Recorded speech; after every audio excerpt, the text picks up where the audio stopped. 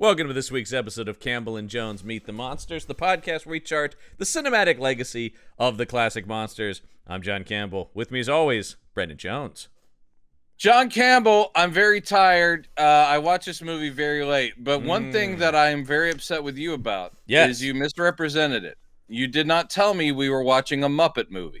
You didn't tell me this movie was about one of our most beloved actors being bitten by a Muppet, and at the end of the movie, being turned into a Muppet. Yeah.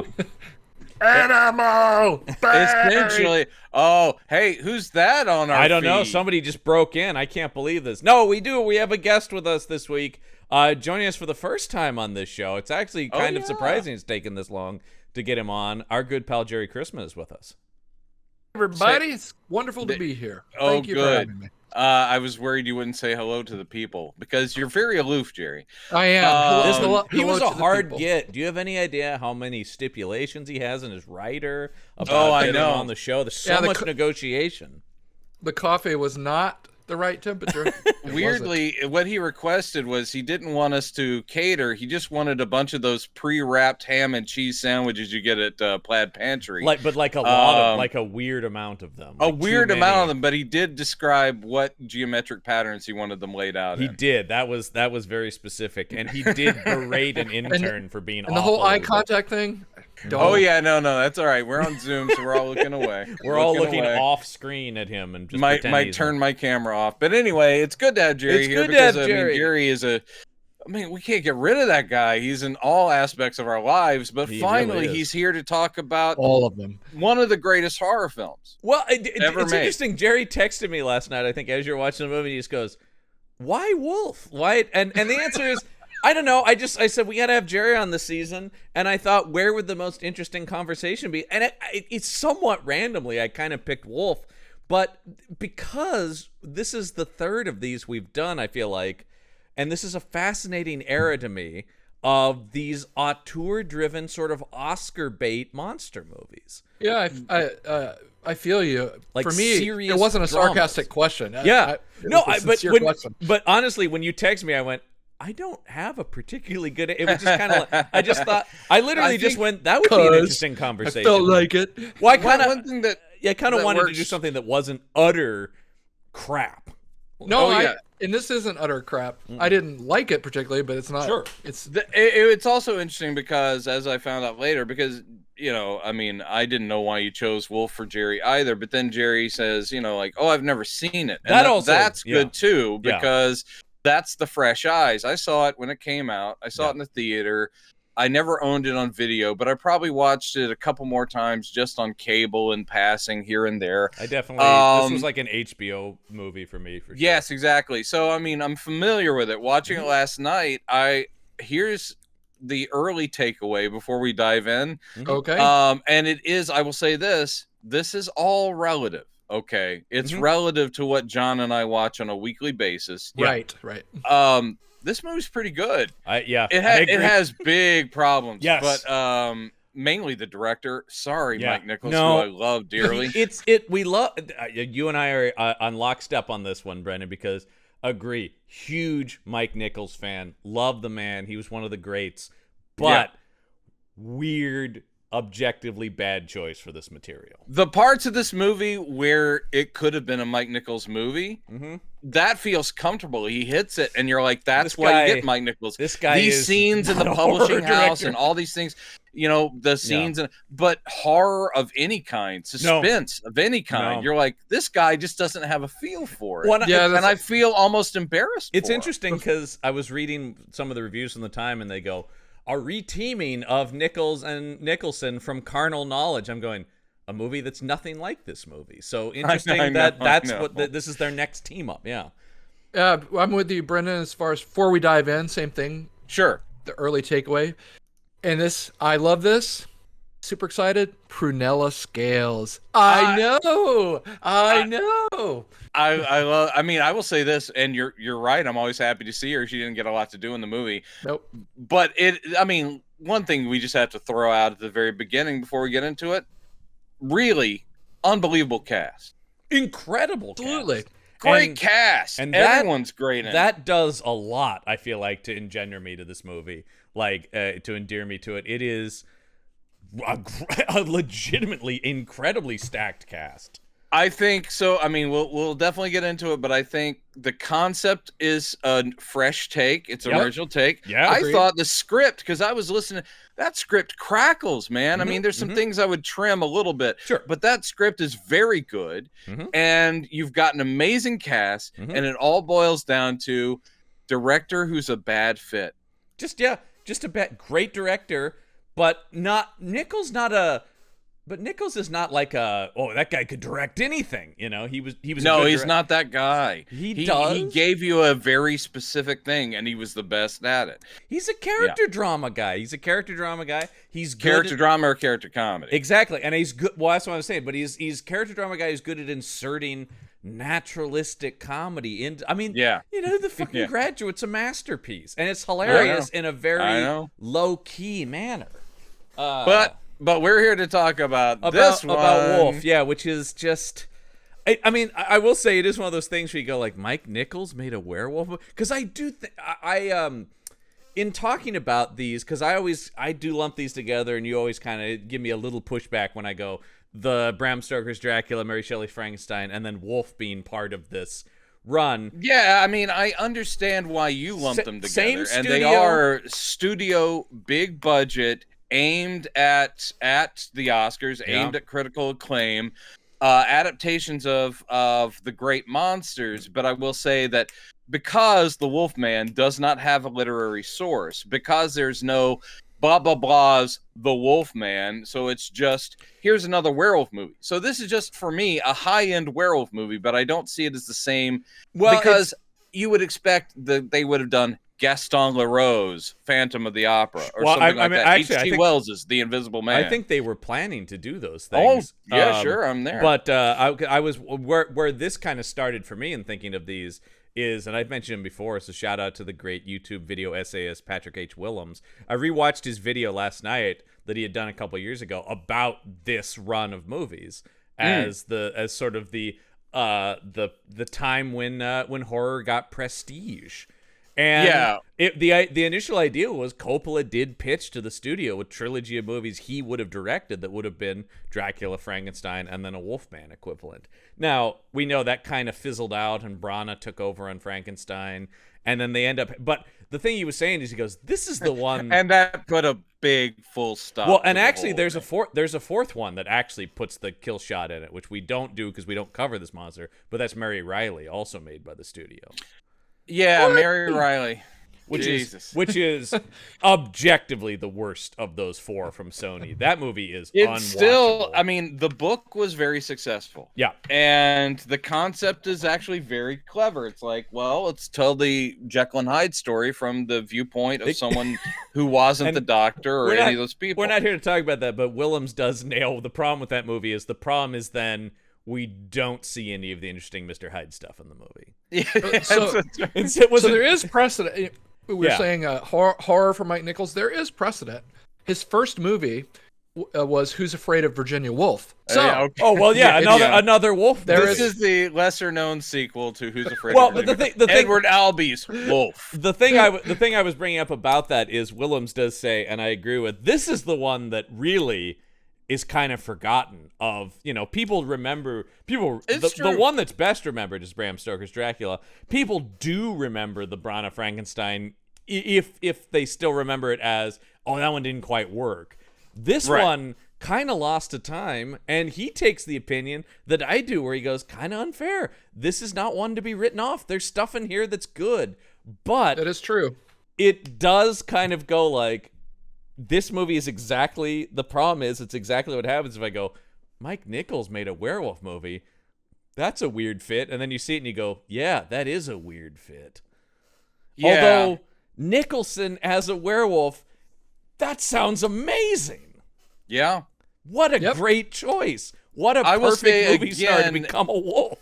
One of my long-standing problems with Nicholson as the Joker, which you've heard before and many a time, and disagree. Well, I don't disagree. You have valid complaints. I just don't care because I still love him. I mean, he's great, but here in Wolf, it's the same deal. Is that these are naturals? Him playing the Joker, fucking natural idea. Him being a werewolf, fucking natural. And of course, the guy came up in the Corman stuff, so it's not like he's unused to genre. Which is kind of fun to see him return to that, yeah.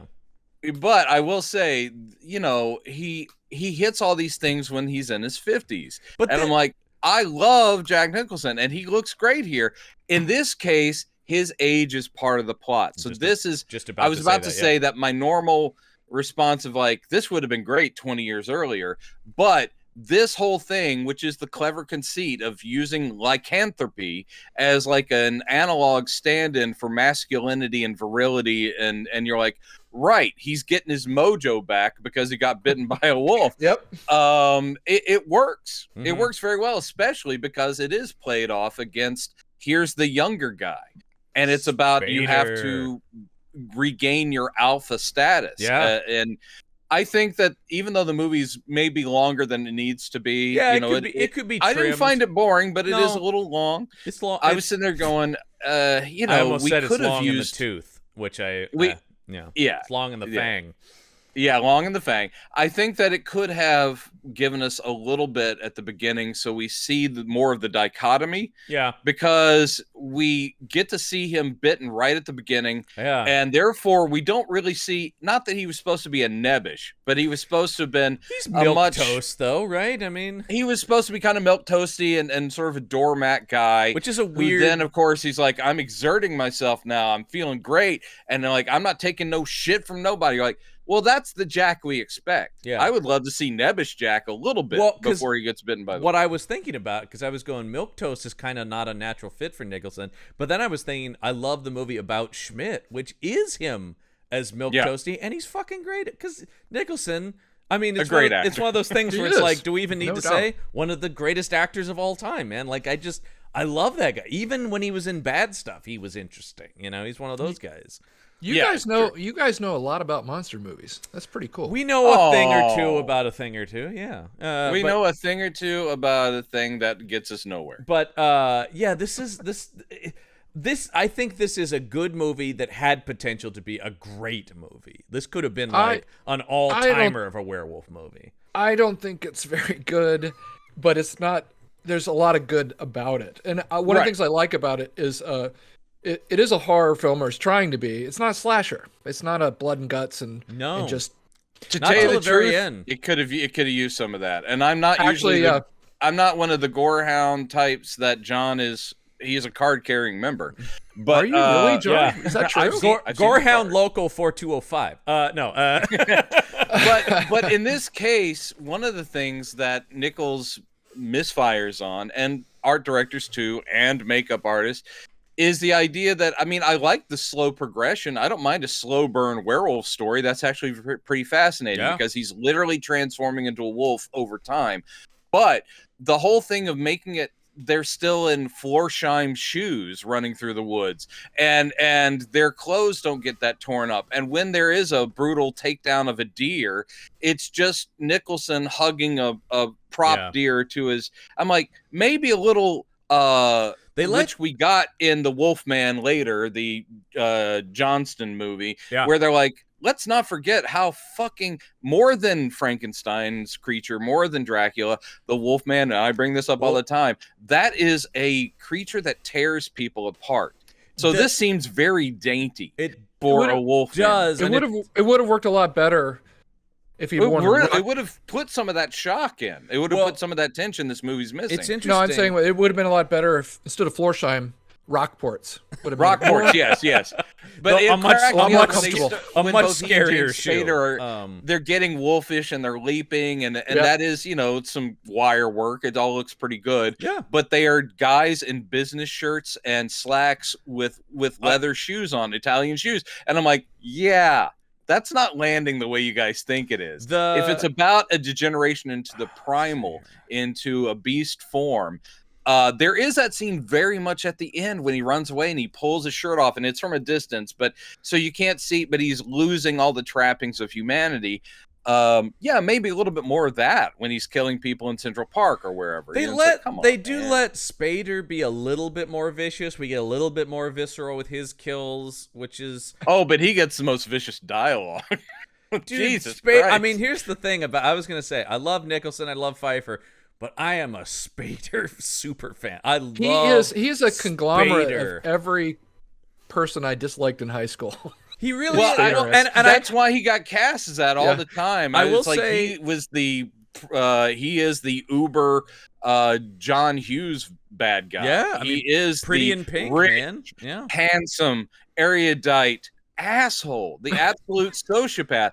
Technically, he should have played Patrick Bateman in American Psycho, even though Christian Bale fucking rocked it. Because if there is an archetype of that person, it's fucking James Spader. Well, and I don't mean that as a person. I don't know him. No. But I'm saying he personifies that and really it's well. Because I think he's transitioned now as an older actor into playing that guy older, right? The rich, well-read, whether it be things like Boston Legal or the Blacklist or whatever, where he is or Ultron, where he is he's very well spoken and read. He's there's always a chill to it, even here, young Spader. Yeah. The thing is, when he puts the thread in, it is this brilliantly understated. It's always just about, oh, you're reading between my lines, aren't you? I'm talking about you being devastated and decimated, and I'm going to laugh at you when you're dead thing. I fell off of it, but for a while I was watching that show he had on NBC, The Black. I watched like 3 seasons. There's like 9 seasons of it. But I can't. It's one of those shows I can't believe is still on. Not that it doesn't have fans, but that whole I gave up after a couple of seasons. And I really liked it for a while, but that whole show is based around that persona, right? Which is, I am... It basically, that show is about a Bond villain being the main character, right? Where he's just it's also the Hannibal uber Lecter genius as hero. Yeah, it's that. But anyway, I do think I want to read a couple things because I think I mostly agree. Well, you do that on your own time. You read a couple things. No, on I'm going to read time. on this I see podcast. You pulling up magazines. John, we're doing a podcast. Where did you get that newspaper, man? They still make those? I do want to read a couple things from. I mostly agree with Roger Ebert's review of this movie. He gave it 3 stars at the time. But he does. But the quick thing he says about Spader, I agree. He goes, James Spader playing what can only be called the James Spader role, and playing it. And he goes, and playing it very nicely too. James Spader as James Spader. I mean, he's kind of one of those actors who does do variations on the same thing, but I agree with Ebert. Always very well done, though. Always very well used. Part like this literally seems like it was written for him. But getting back to the point you were making, Brendan, about the lack of visceral thing, I think Ebert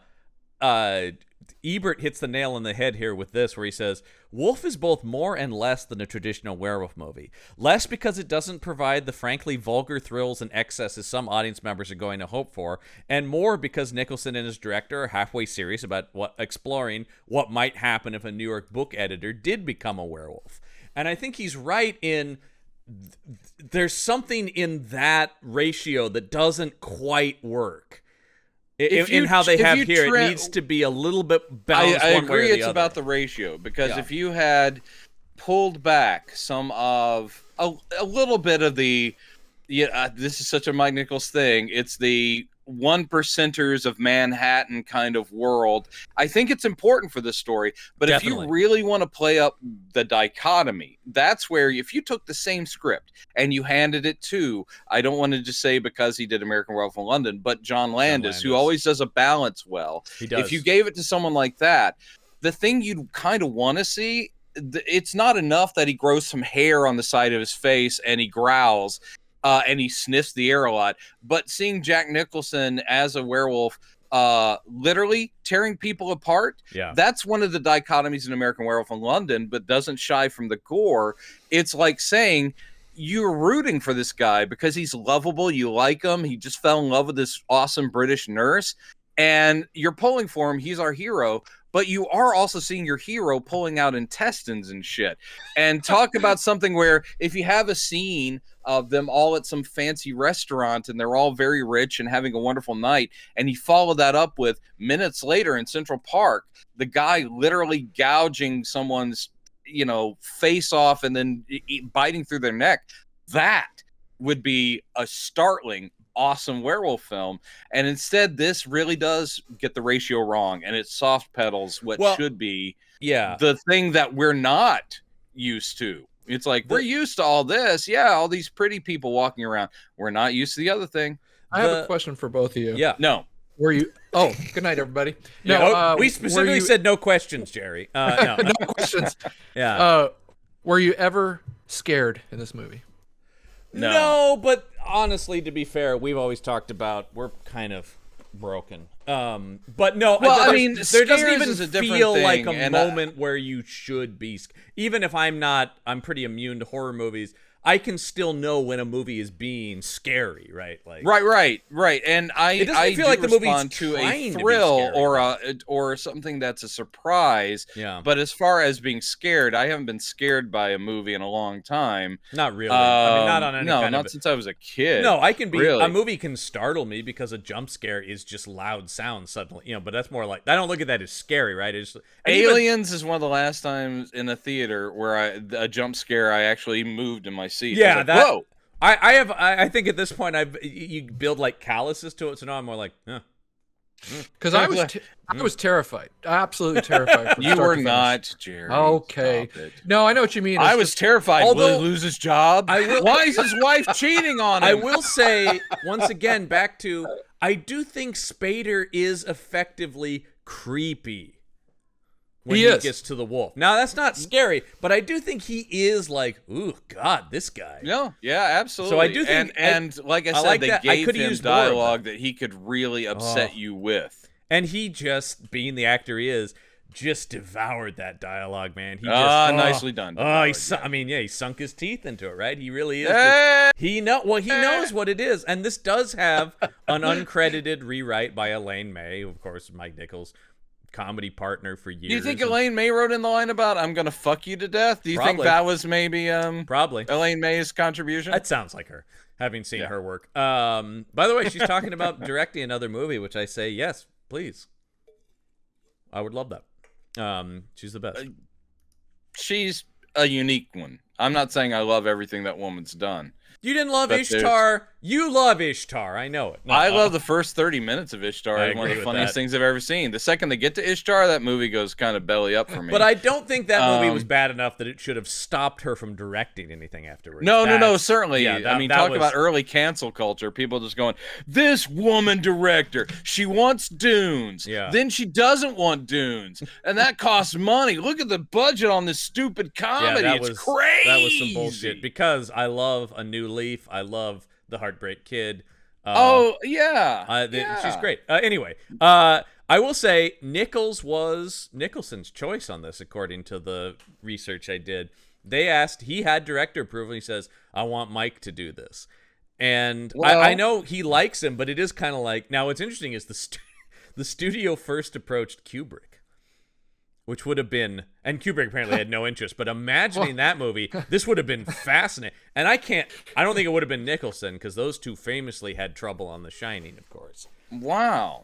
But imagining Kubrick directing this material would have made this at least much more unique, right? I mean, like in terms of it would have stood out. Oh, yeah. But I also feel like Kubrick's a guy who throughout his whole career would do a thing, and like he's like, I did horror. I did The Shining. I made my horror movie. Like most of his career he does was like, his thing. I made my war movie. I made my historical epic. I made my space movie.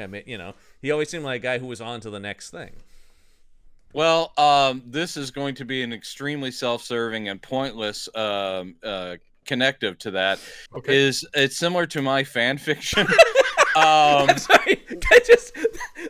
That sentence. I know. Much like my from Stanley Kubrick to my fan fiction. No, it made me think of that simply because I used to get remarks from people who really liked my story about this or my story about that. They're like, when's the next one? And I'd be like, no, that was my idea. Right. It's like, I only had the one story idea for a Scooby-Doo novella. All right. Well, I'm not going to keep writing about the actions of the gang. I had a idea for Happy Days or whatever I wrote about. It's like, that's it. That is the thing I like about Kubrick, and I like about a lot of filmmakers. I like the idea of seeing, it's this person's take on this. And in some ways there is, even though this doesn't work, there is something kind of fascinating about watching Mike Nichols' horror movie, right? You're going I mean, it's this not falls, fully working. We haven't even started talking about the movie proper. No, we got to talk about the poster too. This falls into the noble failure category as far as I'm concerned. Yeah, I mean, we've brought this up before, and I'm like, yeah, great cast. It had a big budget. $7 million. And I do like the script, and I do think the ideas are interesting. I'll talk about the budget, but let's talk about, as we always do, let's take a look at the poster here, because I do really like the poster. It's a classic. It's really good. It gets the idea across pretty easily. The simplistic poster you've got, it's all black and white, and it's almost kind of out of focus. And it's good. It's a really good poster. It's got Michelle Pfeiffer here, her nose and mouth and chin, and then like she's asleep in a bed or something, and then hovering above her is, I think, just Nicholson. I don't know if there's even any makeup on him. It's maybe a little. No, they're doing the wolf eye thing. They're doing the wolf eye thing a little bit, but I do think it's interesting. I did note in the trivia I read about this, Rick Baker talking about they put more facial appliances on Spader than Nicholson because they go, we didn't have to actually do that much to Nicholson to give him a wolf-like face. Well, another thing that might have affected how it really looked is apparently Jack Nicholson is highly allergic to spirit gum. Oh, yeah. There you go. And they had to use something else that didn't work as well. Apparently. That could be. Thank you, Trivia Man. There you go. Jerry also does research. And I do like the tagline of "The animal is out." Yeah, I mean, it's fine. Here's the Internet Movie Database tagline, which I love. You guys stop talking over each other. I'm turning this off. Publisher Will Randall becomes a demon wolf and has to fight to keep his job. That's the internet. That's so great. Has to fight to keep his job. Yeah, that's what it's really about. Thank God. And you know what's interesting is I got bitten by a wolf. I'm totally gonna be managing editor forever. You gotta keep me in this. No, because what's funny is he finds a way to keep his job pretty quick, actually. That's really not the central plot. Not the central thing. No, and I will say there are some other taglines here that were used out. The animal is out. How about inside every man there are two people. One good, one beast. That's awkwardly constructed. That's awkwardly constructed, but get ready, because this one I think is really dumb. Okay, I'm ready. Be wild. Beware. Be wolf. Jesus Christ. I don't get it. People get paid to come up with that shit. Wolf. Be wolf. Oh. This summer, Jack Nicholson will be wolf an audience. Hey, can I just say, if you want to remain my friend, you'll stop doing these because they hurt. They're hurting. That's it. That was it. It was just those. Okay. All right. Let's talk about this movie itself, because I hadn't seen this movie in a long time. I've seen it a couple times, like you, Brendan, and I remembered liking it back when I saw it. But I had forgotten. I'm like, oh God, we just jump right to him getting bitten by a wolf. There's literally nothing before this. He's driving down a snowy road and he skids out and it looks like he hit a wolf in the road. This scene sets up something right off the bat that I believe was intentional, but it doesn't work at all and it keeps coming back. Mike Nichols, I think, is trying to do tribute to Hitchcock. Every driving scene is done with really bad back projection. Yep, that's a Psycho. Yep. And I'm thinking, if that's intentional, okay, but it doesn't work. But if it's not intentional, does Mike Nichols not know how to mount a camera in a car? Because I'm just sitting there going, this makes it look bad right off the bat. That can't be the case, because The Graduate has some of the best shots of real driving I've You're seen absolutely correct. I think it's definitely it is an homage to Psycho. Because any of the Hitchcock, because all of Hitchcock films is like, oh, we're driving around San Francisco in Vertigo. No, you're not. It is literally it's a Super 8 film being shown behind you. Hitchcock loved a soundstage, man. He loved a soundstage. Well, that is clear, and it's also one of the problems I have with the movie and takes away from it is I know the budget was big, but at the same time, that must have been all for actors, because this I can tell you about the budget, but go ahead. I'm just saying, it looks very often lit like a TV thing. Yep. The sets look like TV sets, and that's not good. I'm just sitting there going, wow, this is a major motion picture release where they are walking around sound stages, and it's so obvious that there's scrims outside the window. That doesn't help us. They did also several of the physical stunts, like they're reversing film to look like he's leaping up. And also I didn't mind that stuff actually as much. Apparently there were stunt doubles used. Yeah, I was so surprised, except for when the camera just lingers on them in slow-mo and you go, clearly not Jack. So clearly not James. Clearly not Jack. $70 million budget primarily comes from apparently that the ending of this movie tested poorly, and they basically reshot the entire third act. That greatly added to the budget of this film, is what they're saying. And that is what kept it from being considered, because it did make money. The only problem is they had spent so much that it wasn't enough of a hit for the studio. But so what was you'll have to I was about to say the same thing. I think you were about to ask Jerry, which is, do you know what the original ending was? The original he doesn't get his job back. That was I guess. Apparently, sorry to have bothered you. By the way, I'm a werewolf. The only thing I can find is the studio wanted more action. I think Nichols had a more staid ending that was more drama kind of thing, and they wanted fighting. And I mean, I agree with that impulse, but once again, Mike Nichols, not an action filmmaker. So well, the werewolf fight is cool in concept, but Nichols isn't and there is a quote, again, there's like no blood flying, and their clothes stay on. And I'm not about nudity in my werewolf movies. I want to see some werewolf dick, man. Come on. It is basically Lon Chaney Jr. in his button-up shirt and pants. Even he didn't wear shoes as a Wolfman, though. So I'm like, come on, dude. If you've got claws and you're fighting someone else with claws, not only will skin be raked, but I mean, it's like it needs to be savage. I love that they're using weapons. Like they have a pitchfork and hedge trimmers. And I'm going like, you guys have claws. What are you doing? I love the fact that we get a Wolfman driving an SUV at a guy. Oh, I did like that. Oh no, Wolfman behind the wheel! I actually did like that. I did like the James Spader. They taught the dog how to drive. Even werewolf James Spader just runs over a guy in like a Hummer. But it reminds me of Werewolf, the MST3K classic, or Arizona Werewolf, where it does have a full-on werewolf driving a car going.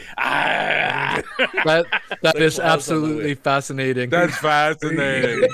Gorgonian, my fellow. You say he's a werewolf? No, it's a werewolf. My fellow podcaster and former guest of the show, Mike Gorgonian, I love to do an impression of that werewolf driving all the time. Just the claws on the wheel going. That guy in traffic. Come on. The Mystery Science Theater version of Werewolf, highly recommended. It's wonderful. One of the worst movies, one of the best MST3Ks. Agreed. Yeah. The thing I was gonna say though, there is a quote here in some of the research I have of Rick Baker. Apparently, Mike Nichols, because Rick Baker did the makeup on this, and this is not his finest work. I don't think it's that bad. This is I kind of like the subtle werewolf here, but we'll get to that. But he said that at some point during the filming of these sequences, Mike Nichols did turn to him and goes, I don't know about any of that. Apparently, even on set, he goes, I'm not really comfortable doing like monsters leaping at stuff. So apparently Nichols was like, yeah, this is, even while filming it, Nichols was like, I don't think this is my thing. Wow. And just I like the idea of he wanted to be more like My Dinner with a Werewolf. Yeah, I like the idea of turning to monster expert Rick Baker and going, this isn't working, is it? It'd be great if Jack in wolf form is on a date at Tavern on the Green with Michelle Pfeiffer, and he's like going, you know how hard it is to get a place in it. It takes a while, and drool's coming out of his mouth, and the big fangs. I honestly, the thing I like here, it's the salad. You wouldn't think that, would you, werewolf? I love the salad. I honestly think when push comes to shove, that's kind of the movie Nichols would have preferred to make. Yeah. Oh, of course. I think that's it exactly. So yeah, well, so we got to talk about, you mentioned already, Muppet Wolf. Yes, he hits a large black wolf in New Hampshire in the snow. Yeah. He gets out of the car. For some reason, one of the things I don't understand, even if you are a very empathetic person, you've hit an animal, and if you see that it's a wolf, like a dangerous animal, you keep driving. You don't sit there going, maybe I should pull this off to the side of the road. But he leans down as if he's going to try and carry it over somewhere. Oh, but we've already seen its little puppet eye open and close. And then basically Frank Oz underneath it with his hand in his mouth goes, rah, rah, rah, rah, rah. And Jack gets bit. I will say I'm not kidding when I say this. I literally was taught at a young age, if you ever come across an animal on the road, don't go near it Yep. if it's dead. Yeah. For a number of Well, even if it reasons. is completely dead, there could be Don't touch diseases it. and stuff. Yeah, you leave it alone. Yeah, because it is people's impulse to go try to help the wounded animal, but yeah, you're gonna end If up. it was a doggo, I mean maybe, but this is a full wolf, and he's like, I know a wolf when I see one. And Great, Jack. Then why did you walk over to it and poke it with a stick? I think because he's drawn to it, right? I mean, isn't there some kind of? It was in the script. He had to. Okay. But I mean that kind of thing I also let slide because it is sort of like I really don't want to go. Jack, it's in the script. I don't think it's safe. You have to go to the wolf. All right. What I was gonna say though is I think the subtlety, like the eye opening, fine. It's when it starts moving. It also does that thing I hate animatronic animals doing, where because they've built the animatronic, it moves more than an animal would. Like the scene where it's moving its head and its ears are twitching, and you're like, I get you built all the rotors and stuff into it. It doesn't mean you have to flip all the buttons and turn them all on. Like I thought it is like I thought about a horror themed Chuck E. Cheese. That's what it. Yeah, that is kind of what it is. He's one of the band members. And it's the thing but where you can also shoot do a thing that, here but then cut it, you know?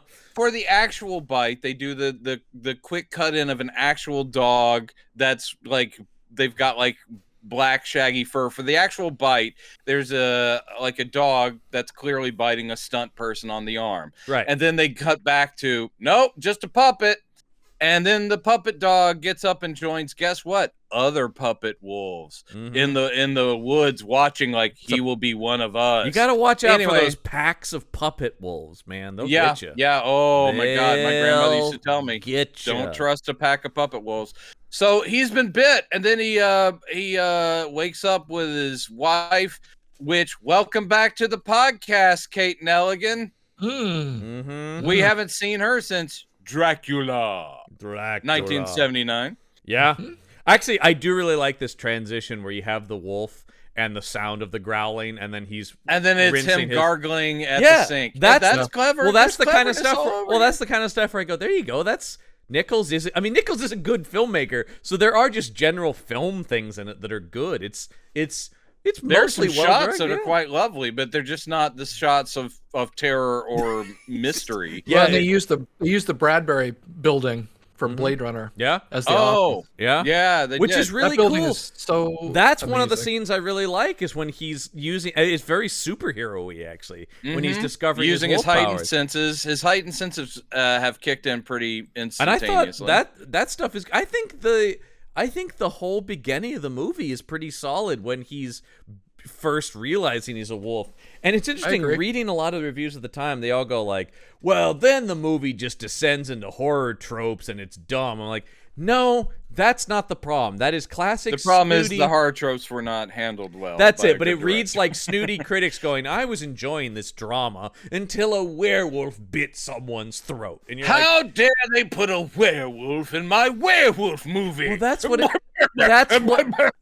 lot of it reads like. Is like, I thought this. They go, if only they had leaned into it being a metaphor and not literal, then this movie could have been fascinating. And well, you're just like, this movie is trying to give us both, and I think that would have worked really well if a better director or a better fit horror, better horror director.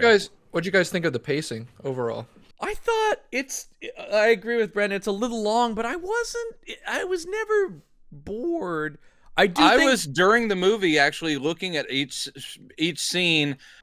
Not that I was bored, but I was looking at the scenes as the movie kept going, where would I trim here? Where would I trim? And it was interesting. There weren't too many. There's a little bit during the courtship stuff of Michelle Pfeiffer and Jack Nicholson where I'm like going, this is good, but we could probably get rid of. Let's talk about the brother's suicide and backstory. And like, and I used to be a druggie, and I learned how. It's like, I don't know if all that's necessary. And there's some stuff with the detectives. I'm like, you could trim that. Well, I don't know. Most I'm talking about maybe 10 minutes of the movie. I could probably. But there does seem to be this attitude. I think this is part of the prestige attitude where they're like, well, this is a prestige drama. It should be 2 hours.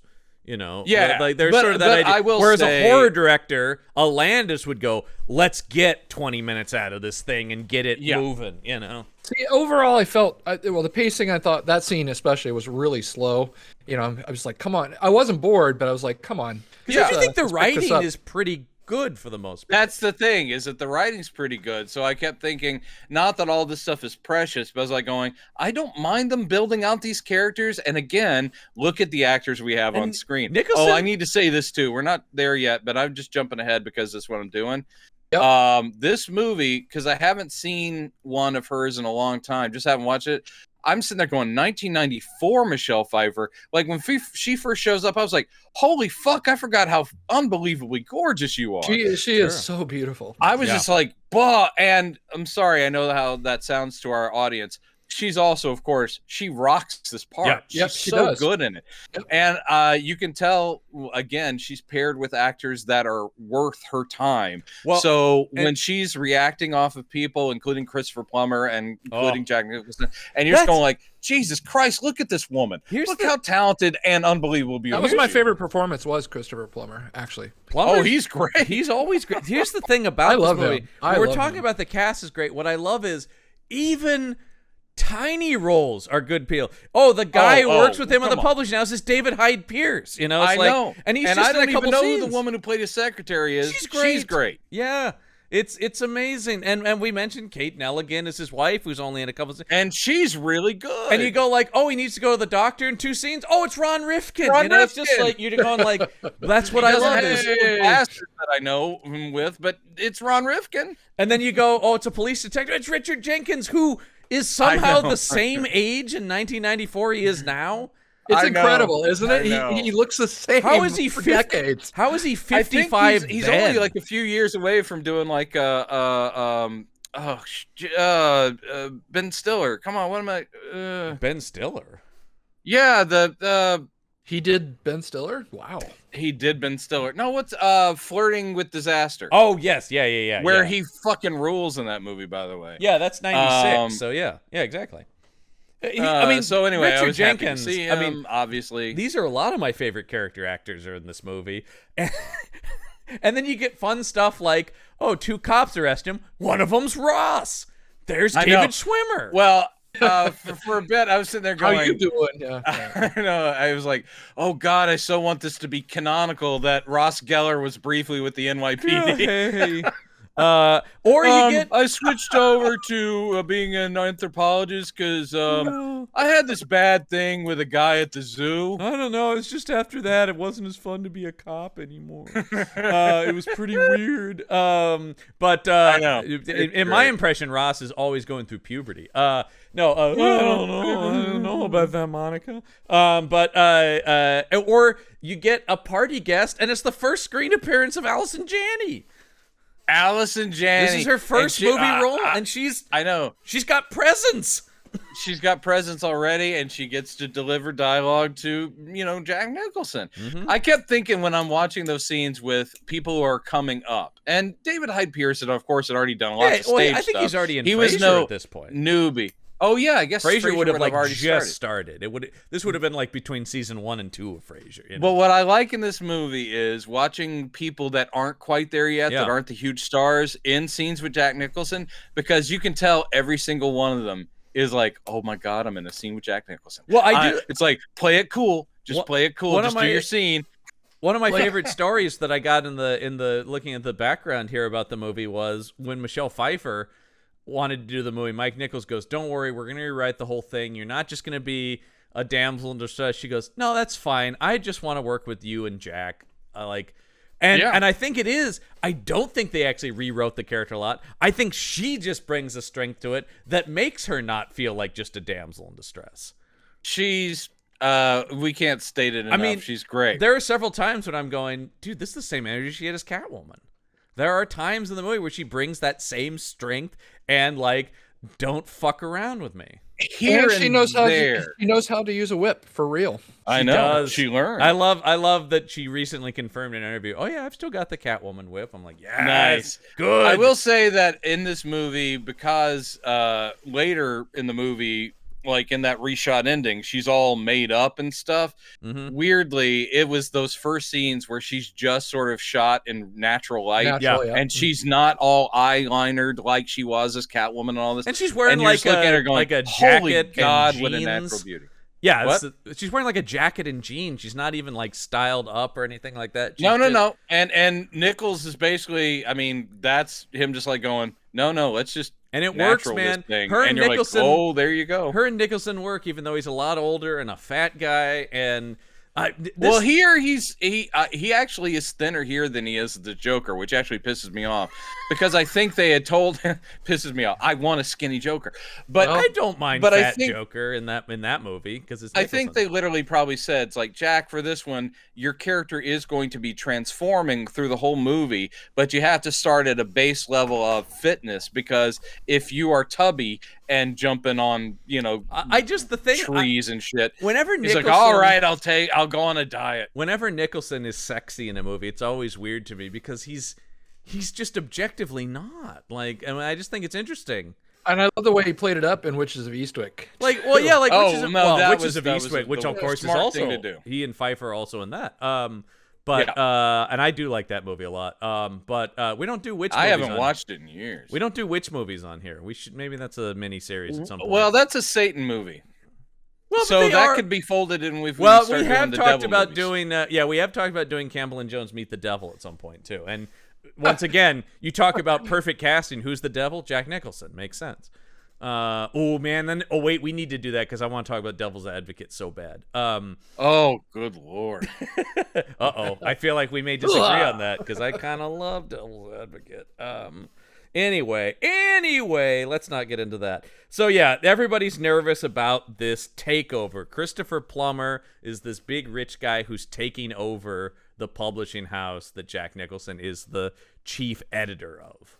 That's correct. And he's, I mean, the parts of this remind me a little bit of broadcast news because the whole thing is like all the long-standing pros at the company. They all know that the axe is going to drop. So they're like, how do you think he's going to tell us? Don't you think it's kind of obnoxious? He's going to throw this big party and then tell us to our faces. Yeah. And they're like, yeah, it's kind of crappy. And we see that Jack Nicholson has a comfortable relationship with his wife. She's very sharp and she's supportive. Which I like because then when we get the reveal that she's banging Spader, it's not like, oh, they had this terrible marriage and we should have seen this coming, No, and absolutely, you totally do buy her where she's like going, do you think I actually love him? I don't. I have no good excuse. And Kate Nelligan plays that all very well. By the way, this was supposed to be Mia Farrow was originally cast in this part. Oh. But the studio fired her because of the Woody Allen controversy. They said that was going to bring the wrong kind of press to the film. Well, I mean, I guess I can see that as a protective measure, but I will say that Kate Nelligan is a welcome surprise because I hadn't seen her in a long time. I think Mia Farrow probably would have been good too, but Kate Nelligan's great in this. Yeah, she's very good. But so anyway, she's there at this she's what's the thing is like, they go to the party, Christopher Plummer does fire him, but he doesn't really fire him, he demotes him. He's like, hey, I want you to take our Eastern European branch. I do love that. I thought the movie was going to move to Eastern Europe. Oh, well, that would be a place to set a werewolf movie. Yeah, but that's why I thought that. Yeah, but it didn't happen. No, this is a New York werewolf, baby. And he basically says, I think you're brilliant at what you do. I'm only going to give it to this younger guy because he really, really pushed for it. And he doesn't say who it is. He goes, this guy wouldn't leave me alone, but I'm going to give it to him. And earlier, Nicholson had said, they won't fire me because they want my protege, and he'll come with me if they fire me, so I'm safe. Yeah, and he's also, he goes, well, if I'm not doing the job, he goes, no, you do the job, but the problem is that you're actually far too intelligent and have too much taste. Mm-hmm. He's basically saying, and you're kind of outmoded. That's not what the publishing industry is about anymore. And it's a young man's game. They're all setting up these themes of like, you're old, you're over the hill, blah, blah, blah. You can't even satisfy your wife, whatever. Here's an interesting piece of trivia here, too, about Christopher Plummer was not the original choice to play this part. Oh, just go ahead and tell us what the actual cast was supposed to be, John. I think it'll surprise you that Officer Number 2 was not supposed to be David Schwimmer. No, what's interesting about this is they did have some discussions with Marlon Brando for this part. Oh, wow. Oh, I thought it was Stephen first, but my sources problem are pretty bad. Well, it might have been him too. The Who knows? idea No, of but Marlon still Brando coming in with like the big white pyramid hat and the clown makeup from Dr. Moreau. From the stories of like 90s Brando things, best for the whole production that didn't happen probably, because this is kind of the time when he starts getting difficult. Take on this character and just go with it.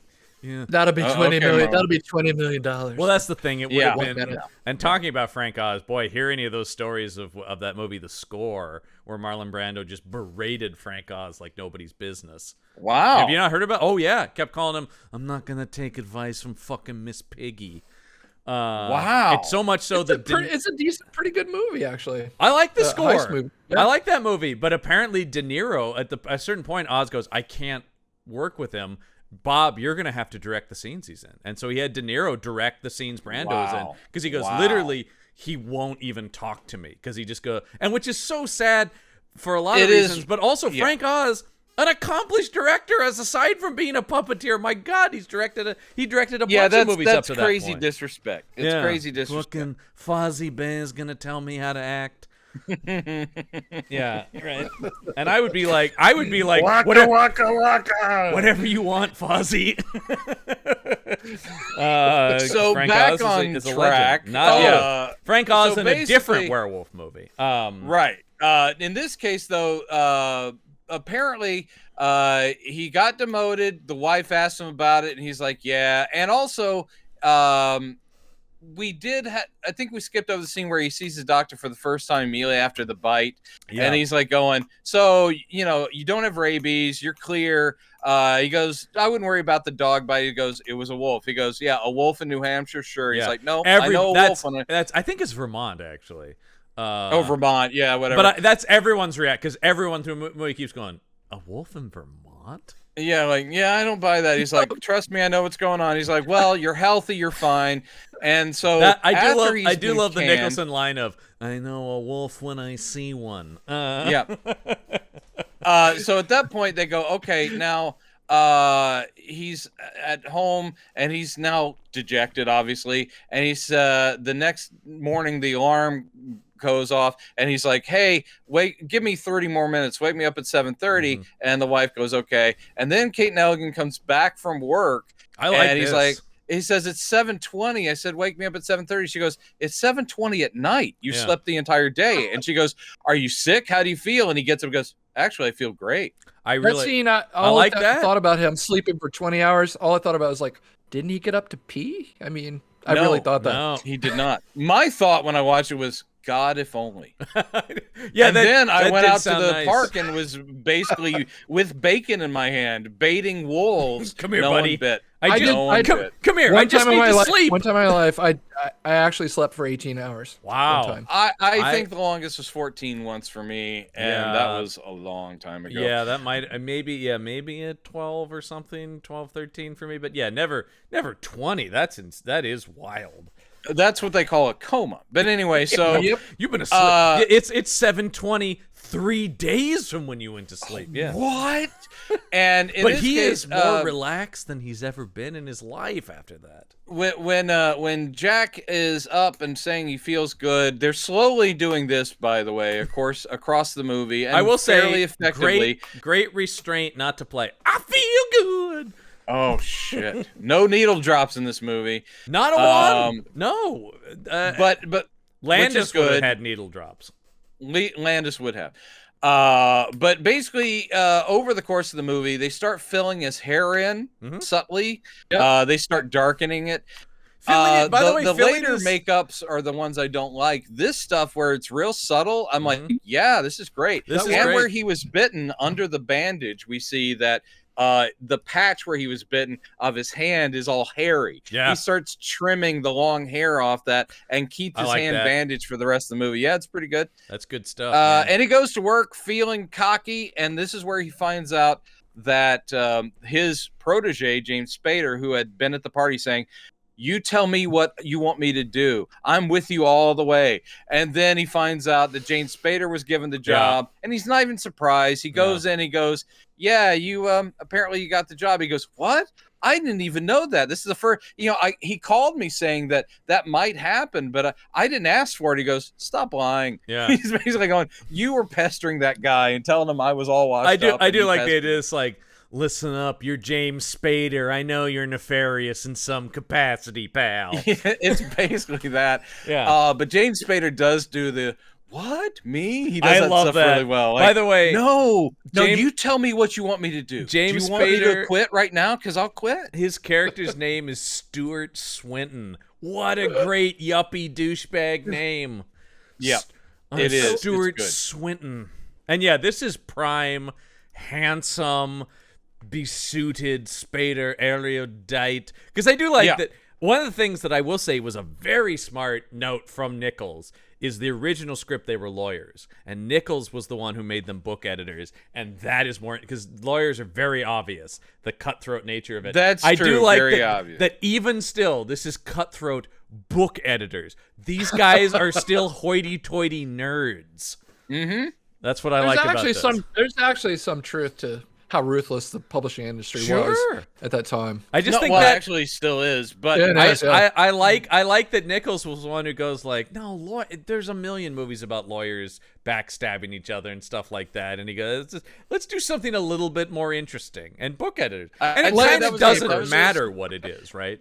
That was a smart switch. Yeah. We also did see earlier, not that it's a huge thing to the plot, but we did see a him getting canned scene or demoted scene with one of his main clients, who is Prunella Scales, and it is always great to see her. That scene is great. I know. And she's like, "You're my man. You're the best of the business." He's like, "Well, thank you very much. I might not be here much longer, but they'll take good care of you."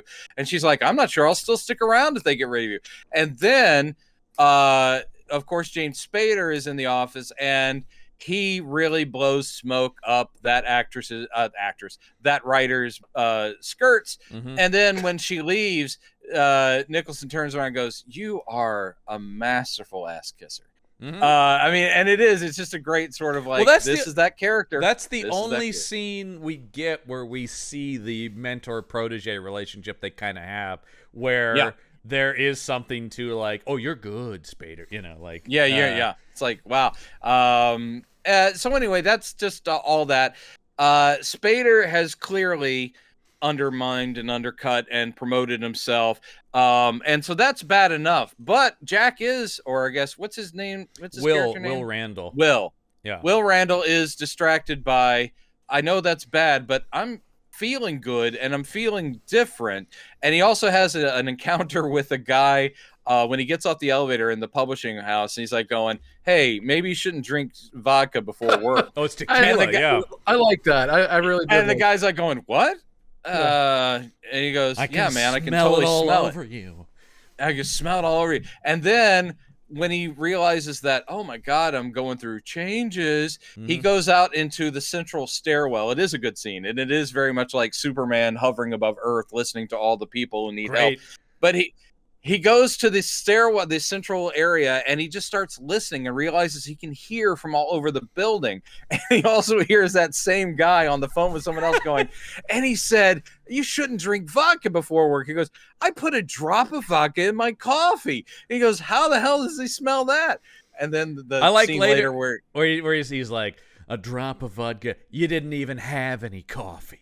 Yeah. He goes, "Next time you tell somebody you only put a drop of vodka in your coffee, you might want to actually have had some coffee that day." And that guy hangs up the phone with him, and he starts looking at his phone like, "Is this tapped?" He starts looking for. He's looking for a. Yep. Once again, but anyway, Nichols is very good at these little character moments. Oh yeah, that guy is only in that scene really, and he's kind of around in the other parts of the movie. But he gets. We don't get a lot of David Hyde Pierce, but he's great. You get a little beat. You just get little beats of everybody, and the world is alive. I do think that stuff is what Nichols was great at. Was finding those little human moments. Yep. Good with humans, bad with monsters. I know we're bouncing around because I never really have the flow all that memorized. But at the fancy party where Christopher Plummer demotes him, this is, of course, after he's already been bitten. He wanders out, and Christopher Plummer's showing off his champion new horse, and the horse is not liking Jack Nicholson's presence. Not one bit. That horse does not care for Jack. So he's having an effect on animals, and then he starts having this weird chest pain, anxiety attack. Something weird is happening, and he staggers through some bushes. And then this is the introduction of Michelle Pfeiffer's character. Yeah. She's like, here, drink up. I know what an anxiety attack is like. He hasn't met her before, but it turns out she is Christopher Plummer's daughter, the adult but still troubled daughter of a very rich man. So she has her separate cabin or cottage on the estate. Not to keep building the alternate reality of who was supposed to be in this movie, but I will say, and this is key to why Michelle Pfeiffer is better in this. Not only is she a better actress in this person, but I think Sharon Stone was originally cast in this part. Now, Sharon Stone became a very good actress. Sharon Stone here in '94. She's not there yet. She's not there, and the character, I think, would have been too sultry, sexy. She's coming off of Basic Instinct. She would not be playing the it note like that character. To play You're right. here, I don't think. No, I agree. Sharon Stone, certainly not without talent. I think more than anything, the way she would have been used here would not have helped the part. No, very true. Very true. But I could understand why another good choice. It seems like a parallel jump on paper if you're not really paying attention to what actors' abilities actually are.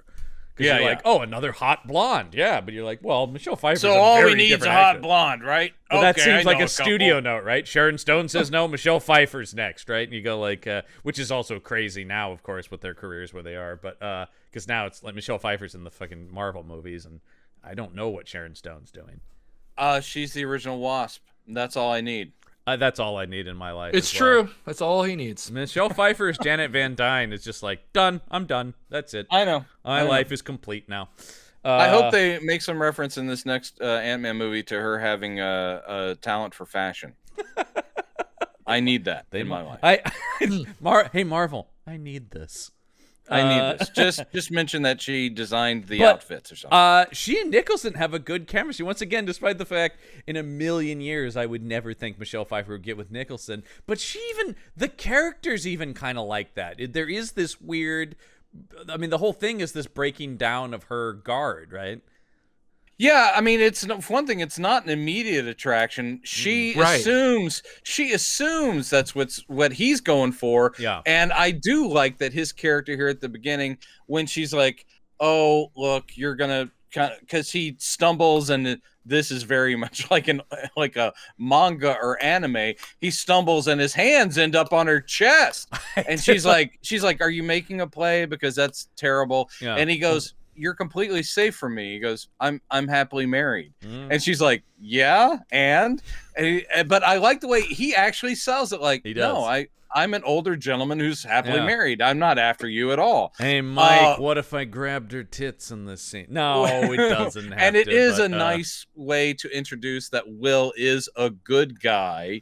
And the stuff that does that's always impact him is done to him. He's a victim for most of this thing, and the werewolfism. That's something we like in werewolf movies because it is the curse. It is the idea of even a good man can become, or there's a pretty good line later in the movie where Jack says, "He goes, I thought only the evil were cursed or could be cursed." And it's like, no, you'll find that actually curses usually will hit the people who deserve it least. I'm like, yeah, that's great. Yeah, I liked his character. He was likable. Yeah. He was likable. And as he starts feeling his mojo and becoming more and more like Jack Nicholson, you also enjoy that because everyone wants to see Jack Nicholson be an alpha male, which is gross, but it's true. That moment when he does that weird bling thing, there's weird Nicholson shit in this movie that, having heard other stories of working with him, is like, oh, that's Jack. Because, like, when you hear, I'm enough of a nerd. I've listened to the Burton commentary on the '89 Batman, and a lot of the weirdest Joker stuff. He goes, "No, I know. He's Jack let the just camera did roll. that. It's Yeah, like, just go off." The and I know thing, that the Hair Club for Men joke had to have been a Jack. Well, that was a complete Joker moment where he's at the mirror. He does the joke to the mirror, and then he does a, and I'm like, "Yeah, I remember the Batman too." That reminds me of, and I think that stems from, like, that's right at the end of the scene. I heard Matt Damon talking about working with him on Departed. Matt Damon. But he worked with him on Departed, and he said something he learned from Jack is Jack always goes, "Now, Marty, if you want to cut it right there, you can. But if you keep it going, I'm going to do this. And you can cut it there, but if you keep it going, I'm going to..." And so he'll give you five separate things at the end of a take, and he goes, cut all of it, use some of it, whatever. But I think that Hair Club for Men thing seems like, it's just like, Mike, I'm going to do a thing, use it or don't, it's here, you know? And apparently he just talks about... It's pretty funny. He's a guy... It's a good Matt Damon was saying Nicholson is such a pure film actor, and that he knows, I'm going to give you some things, and you can use them or not. I don't care. There's no ego in this. It's just, here's a thing, here's a thing, here's a thing. Cut it wherever you want. And that, when I saw that Hair Club for Men thing specifically, I thought of that story I remember Matt Damon telling, going like, I bet that's what that was.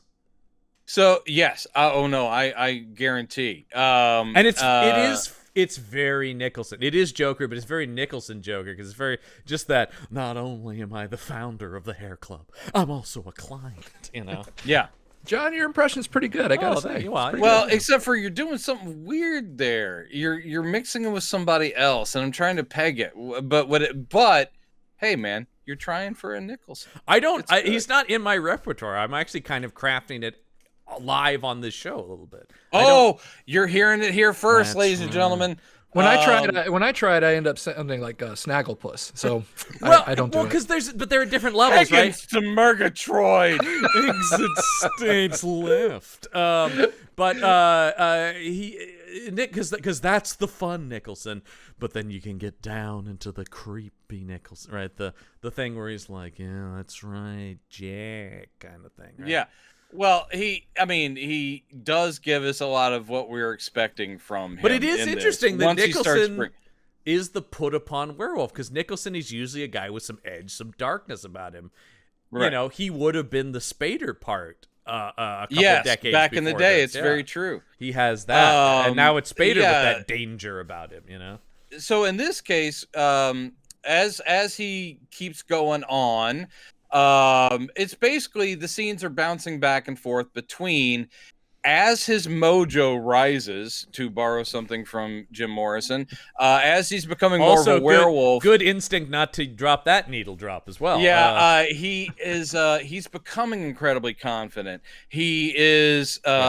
People are like, did you do something to your hair, or are you get some plastic surgery? So he's feeling better, looking younger. He's and then he decides he's going to fight for his job, and he's basically, his plan is, a bunch of the major writers at that place love me because I'm their guy. Yeah. So I'm going to marshal them together, and this is where he's like, I'm not taking this lying down. And is this post him finding out that Spader and his wife have been sleeping together? No, I don't think. I can't remember if it's at that point or not, but basically, also of course his it is. He that's like the final straw, and then he goes into action. And the key is when he discovers that, he bites Spader, because that of course will give, give Spader the wolf. Basically his senses are heightened because he's a wolf, and he is in his apartment. Oh, well, he's feeling his mojo, and he gives his wife the old 1-2, and she's surprised, like, wow, you haven't been like that in a long time. Yeah, she says something like, yeah, baby, there's more of that. It's been years since they have... I don't know if it's been years since they've had sex, but since they've had any sex worth talking about, at least. Right. So the next day she leaves. She leaves a message on his voicemail saying like, "Hey, last night was great. I kept some of that stew that you liked. I hope it works again. Haha, I got you in a mood." And he starts sniffing in their bedroom and then in their closet, and he's smelling her clothes, and he's like, "Oh." And we're like, what did he smell? I smell Spader all over the place. he runs over to Spader's apartment, and it's one of those obvious things because she's not in the apartment. She's like, I'll be in later. So he gets to Spader's apartment, and he's like, I'll come down and meet you. It's like, So Nicholson gets in, and he's like, I know she's here. And he's like running up the stairs. He's like, Will, I don't know what your problem is. And he's like, does he bite him then, or is it post seeing his wife? No, it's before. It's because he's trying to like force him. Oh, he's trying to keep door. him from going up the stairs. And he bites him in the hand. And he goes, and he bites his hand, or bites his arm. He's like, what the fuck? Yeah. And then he runs upstairs, and there's his wife. She's like, Will, and he's like, I get what's going on. Well, I do like here. the way Nicholson plays it. Like he's like, it's what I thought, more than he's like, and then it's like, and the next day he tells the secretary he's going to move into like a very nice hotel. Yeah. And I do basically he's done with the wife. That's it. The way the secretary and David Hyde Pierce, when he goes, I'm not going to take this lying down. They're like, yeah, this is what we've been waiting for. Let's do it. Yeah, it's like finally you found your inner whatever badass, and he's like, okay. This is what our plan is. Tell all those authors I'm going to form my own publishing group. And they go, do you have backers? He goes, not yet. I'll get there.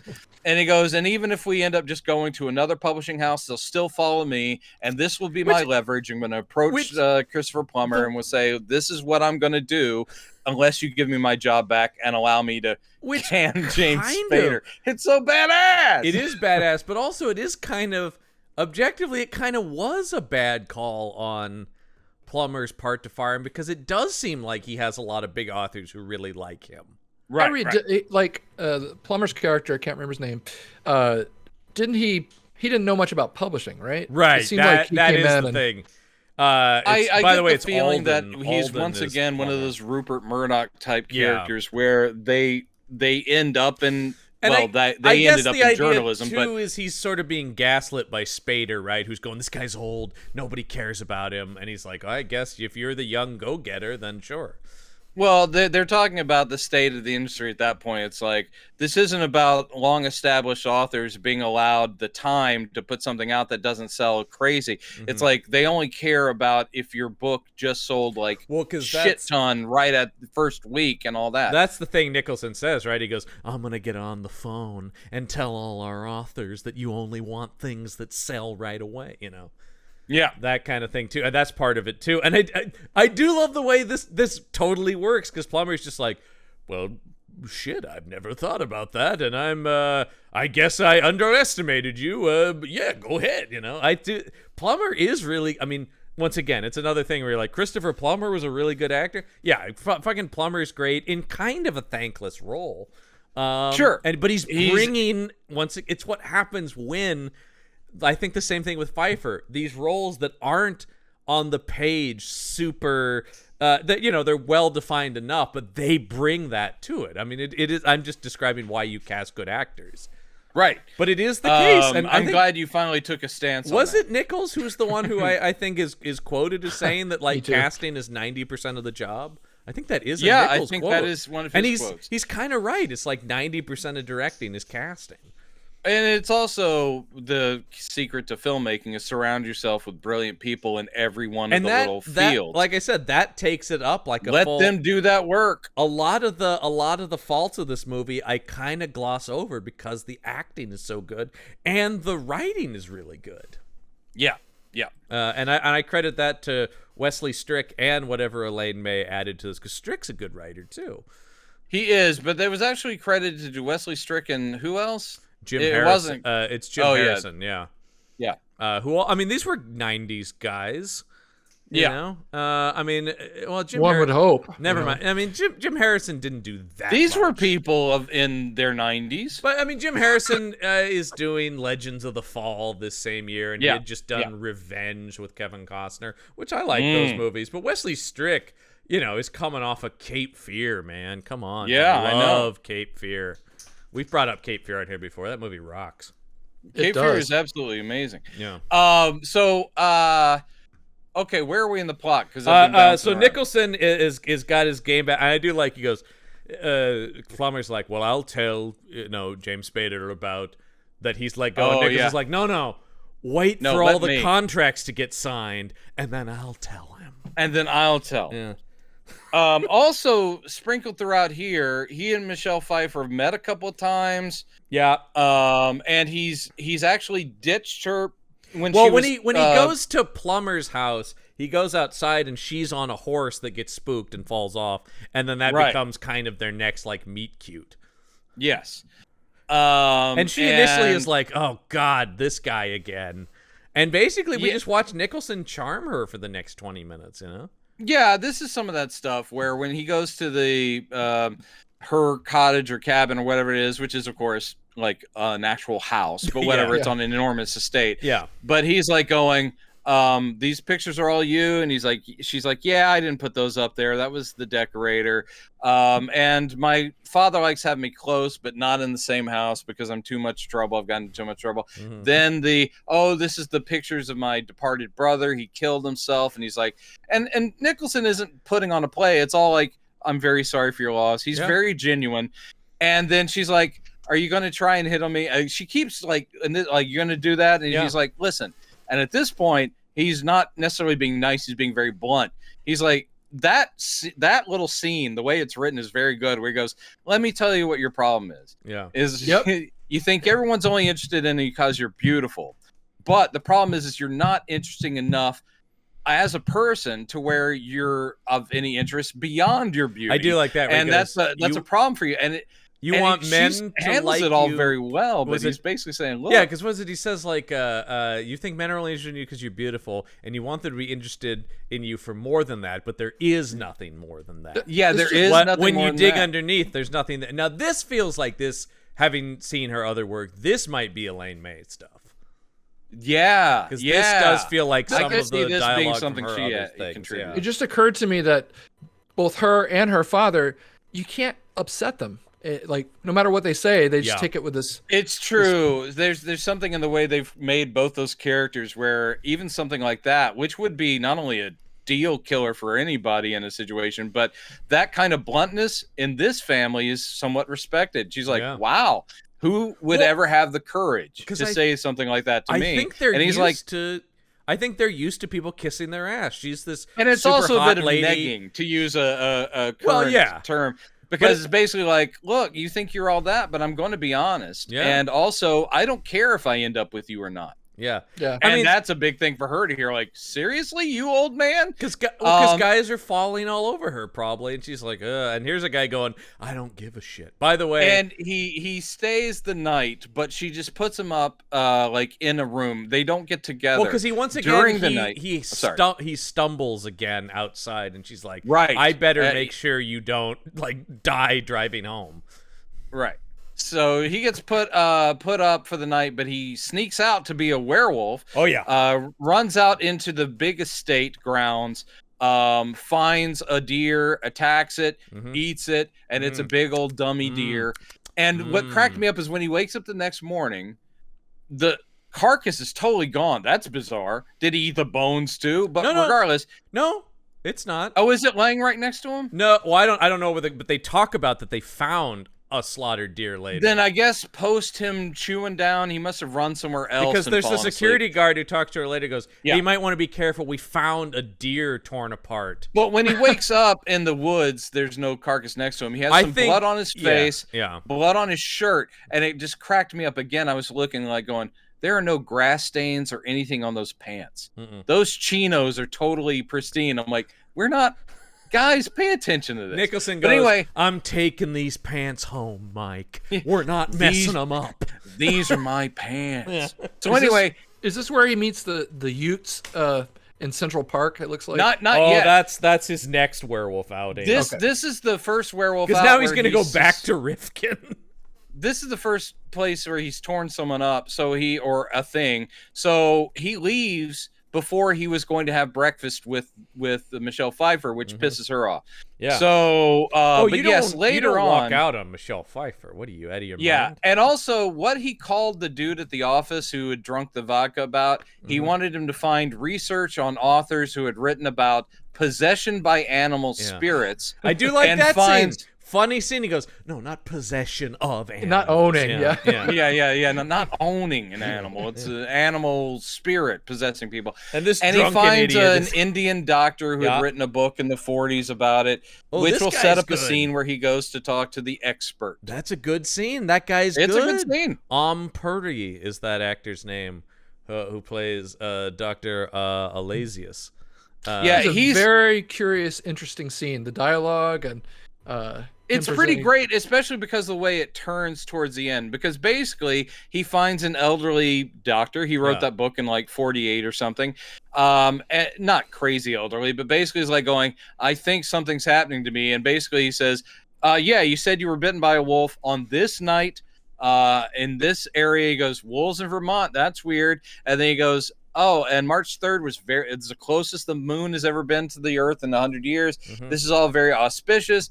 And he goes, "Listen, it just means that you've been chosen and you're going to become a wolf. The wolf spirit's in you." And he goes, "Well, that's not good, right?" He goes, "Well, it all depends." It's like, he goes, "If a good person, they're going to be fine. But if a bad person, it's not about the curse itself. It's about the character." His line is, "A wolf is only evil if the man is evil." Right.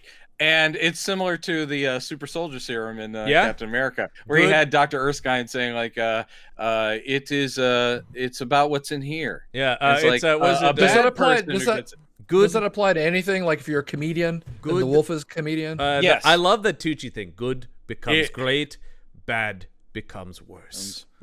And then he goes, if you are a comedian and you get the wolf spirit, you will become Andrew Dice Clay. Yeah. You'll have an instant type 5. I did hear the Dice Man was bitten by a wolf on the side of the road. Yeah.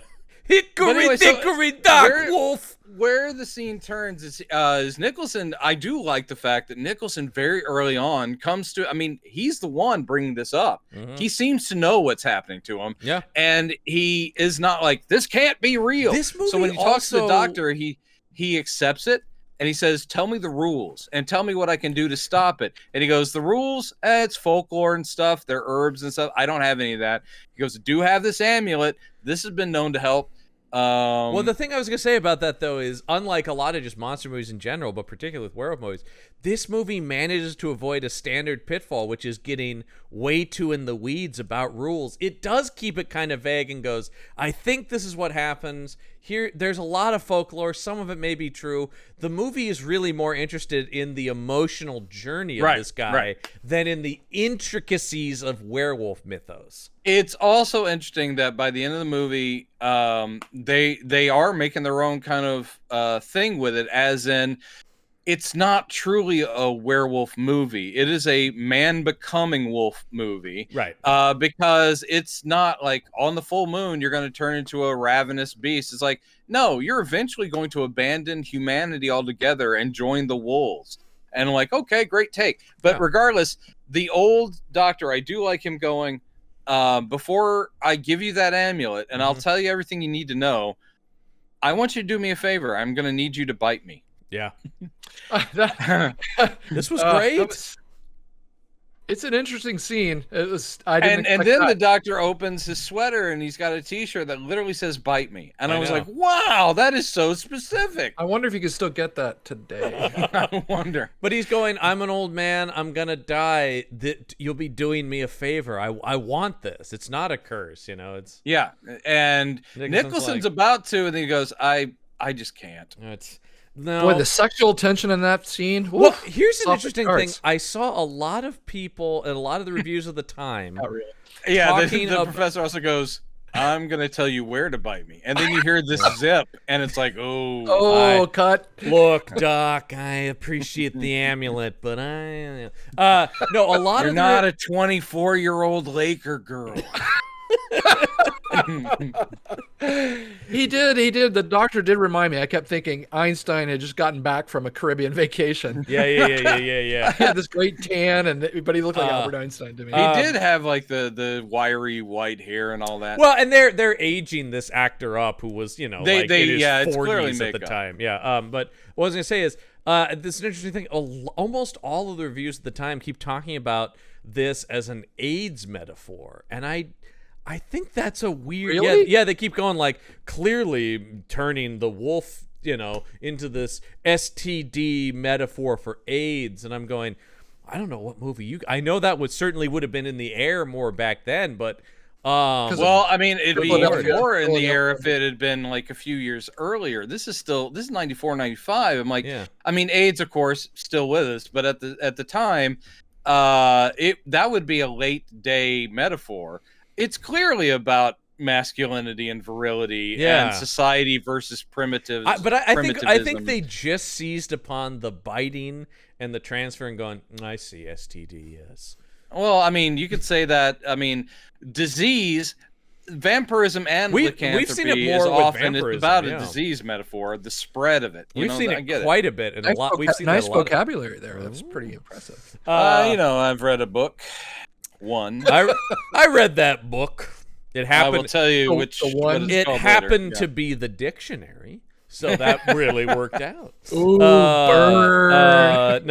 Yeah, but I do think that's interesting that, yes, we often do see monster movies being sort of an STD parallel, but I'm not getting that from this movie. No, me either. So that's weird. It's just interesting. But, like, I read 4 or 5 reviews that specifically mentioned AIDS, and I was like, weird. Forgive my ignorance, but is that true? A lot of monster movies are metaphors for STDs? I think some of the, particularly in the 80s, the vampire ones in particular, I feel like. Anything where there are monster movies that aren't about the spread. Like the Frankenstein monster is not a spreading thing, but anything that's a curse, as in vampirism, as in lycanthropy, it has been seen as an illness or disease metaphor because it's about passing it from one to another or the spread of and I always thought that Alien and then Aliens, the whole thing is that's a cancer metaphor, and that's why Alien 3 was such a stupid thing. I'm like, no, you have to keep growing it. It has to get bigger. It is about cancer, the spread of these xenomorphs. That's one of several reasons Alien 3 is terrible.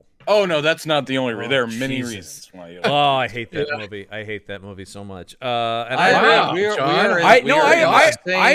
Box with. I rarely take like big stances, but that's a movie that just pissed me off when I saw it. Yeah, it's terrible. Well, it's also so offensive what they do to. Well, that's the other thing. As somebody who counts Aliens as like in my top 10 movies of all time, that thing is just a fucking insult to it. It's a big middle finger when you open the movie with the death of any of the characters except for Ripley. You're like, oh no, Newt's dead, and Hick, he's dead. Everyone's dead. Well, everybody involved in that movie apparently agrees. I know. Yeah, I know people who tune into this Wolf episode are expecting this. But I'm saying the biggest problem with that Alien franchise is they're always trying to get back to that first movie. They're always going, no, we need to bring the scope down, turn it back into that horror movie. It's like, no. Huge, like you're saying, Brett, it needs to keep expanding. The third should have been literally the invasion of Earth, where they got there and they're all over the place. And yes, Ripley still needs to be a major character because she's dealt with them, but at the same time, it should just keep exploding in scope. Bigger. And scale. That was the smart thing Cameron did in the second movie. Take it bigger. You can't recreate the scares of the first movie. Anyway, back to this. All right, back to this. Meanwhile, by the way, the subtitle of the show is Campbell and Jones Meet the Monsters, and then in parentheses, and some other tangents about stuff. Oh my God, so many tangents. Yeah. All right, so let's see. So now we get the scene you were talking about, Jerry, where he goes, as I wrote, Jack goes out wolfing in Central Park. Yeah. I haven't done that in a while. Yeah. Yep. And this is him a progression again. He's getting this starts with feral. Officer Schwimmer. Well, he in his apartment hears all the animals in the Central Park Zoo. Yeah. So that is calling to him. Then he's out there, and all he's doing apparently is in werewolf form, hanging out at the zoo, looking at animals. And the cops are like, "All right, buddy, put your hands up here and on the ground, you son of a bitch." Okay, this is the thing that bothered me the most about this movie, and it started there.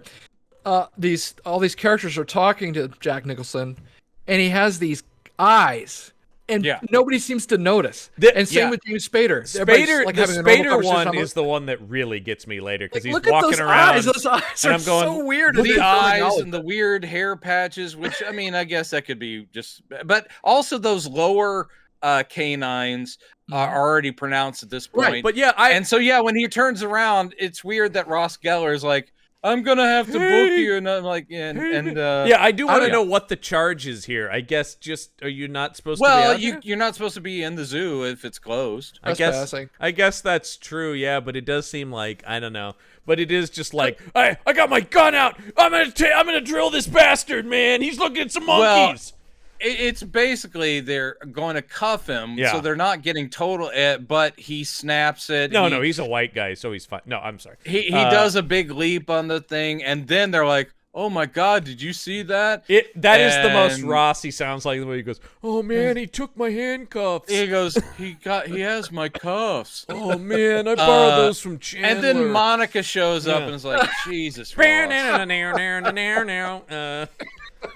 Oh man, Rachel's gonna be so bummed when she hears about this. So anyway, I would be just like, put a line in there that says, "What's up with your eyes, man?" or something. Yeah, what's up with your eyes? And, or even to the other guy, like, look at his eyes, man. We do have Michelle Pfeiffer recognizing immediately when she's meeting him in the police station. She's like, "Oh yeah, you're one of the werewolf." I did like that. Too, I did like that. Where it's like, and he's like, "Hey, how you doing?" And he's doing all that creepy stuff, getting right up in there. He's not respecting her personal space at all. No, that was so creepy. And she kept saying the bubble, which I think is the first time in pop culture that someone mentioned the bubble. I will say, is this where he sniffs her? Like sniffs her. Oh man, well, that's he later. Sniffs her in every one of the scenes after he's. But turned, actually, to be fair, that's just Spader. No, that's just. It's his trademark. Actually, the interesting thing about this is, Brendan, I think we were talking off mic about our shared fandom for the show Boston Legal. And, this movie indirectly leads to that because apparently Pfeiffer and Spader became good friends here. She, at the time, was engaged to David E. Kelly, and then eventually that led to him doing the practice of Boston Legal with him. You think that it would only be through Michelle Pfeiffer and not just David E. Kelly going, God, that James Spader would make an awesome lawyer. I mean, probably, but he did become, like, good friends with them from there you this. go. And apparently they talk about, I do love IMDb trivia going, despite their characters' relationship in the movie, James Spader and Michelle Pfeiffer became close friends after making this movie. I'm going like, no way, actors who don't like each other in a movie did like each other in real life. It's so weird the way people react to the like. Do you not understand the difference between character and person? You know, he wasn't threatening her in real life, right? It's like probably off camera when they're just sitting at their trailers. They're probably playing backgammon. Yeah. I mean, get over it, people. Jesus. Did you know Jack probably Nicholson has an Atari 2600 and they're playing Combat? Come on, man. If Spader ended up being a huge gamer and we found that, I would be delighted by that. Dude, I saw that video of Henry Cavill still in Superman shape. Yep. Putting together his own gaming PC. That dude is a huge and it's just so nerdy. Nerd. I love it. He is one of his hobbies is one of the world's most handsome men. This enormous Brit, and he's just sitting there going, this will be good. I'll be able to run on this many FPSs if I. I'm like, Jesus Christ, guys, go to his Instagram.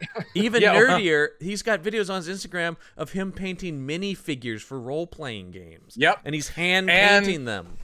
And the fact that there are women going, and he's Geralt of Rivia is like. He fucking loved the Witcher series of games. Yeah. He's like, no, I get to play him because I love the games. But I do love when he's putting that computer together and he is super jacked and women are just going, he's so hot. Look at the way he screws in that hard drive.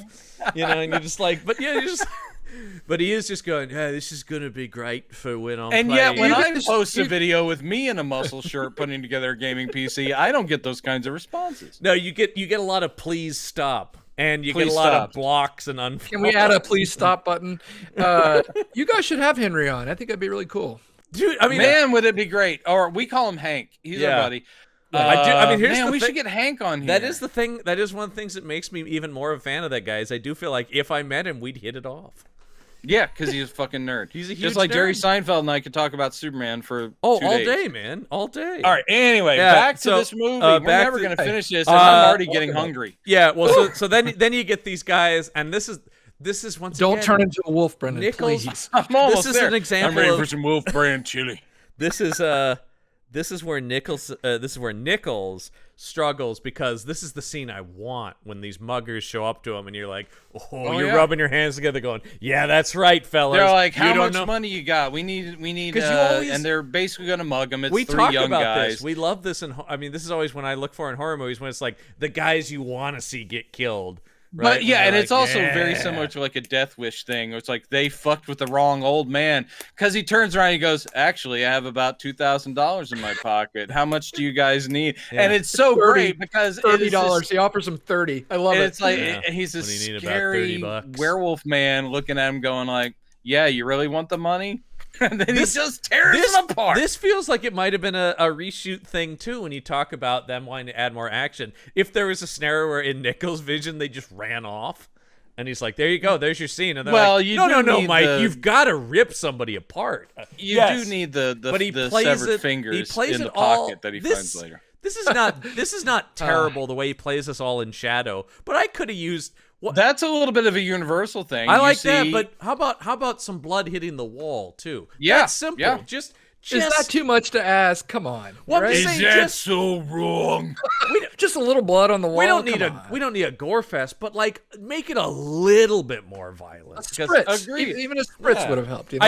I do like later when he's in the bathroom. Just a little behind the ears before you go out. The bit where he has the guy's fingers in his pocket. That was good.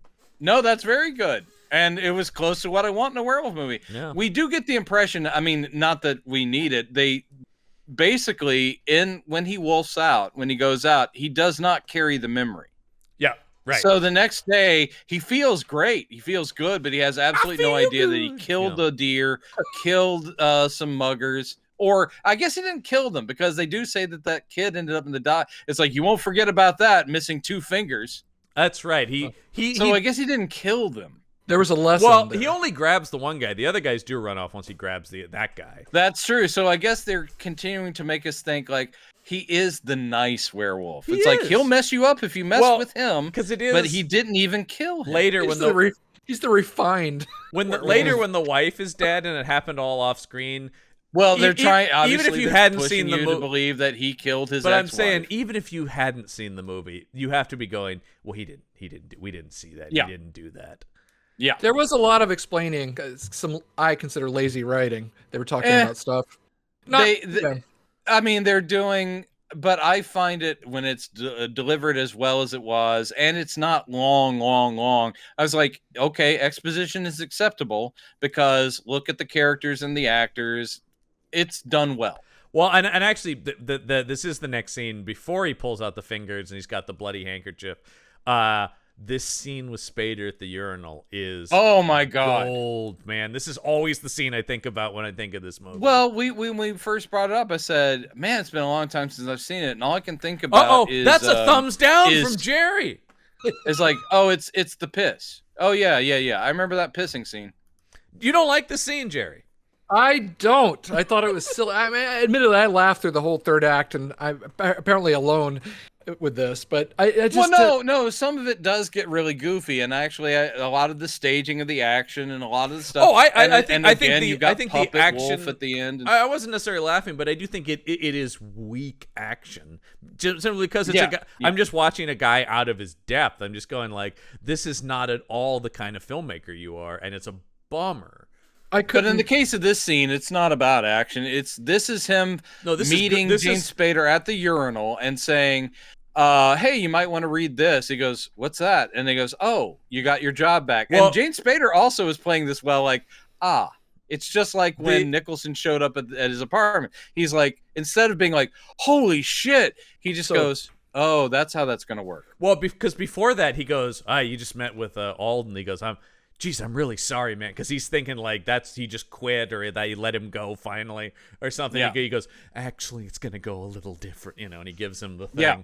I didn't have a problem with the dialogue. I just the at the urinal. Oh, and he pisses on him. He and did he goes, say marking his territory. I guess he you could literally say was I'm marking his territory. That was my the territory. point of it. Yeah. And I it's get it. also, And I love the mean, way Spader the though is whole so thing of legitimately whipping like, your dick Jesus, out. what are you I doing? just felt sorry for the actors. I was like, them reading this, going, really? Jerry, he didn't really pee on him. No, they're method, Come man. on. He did. Spader's Yeah. Spader's He like, pee on lived me. that part, man. Pee on. And also, this is James Spader we're talking about. He goes, this is far from the most perverse thing I've been involved in on screen. Oh, sure, yeah.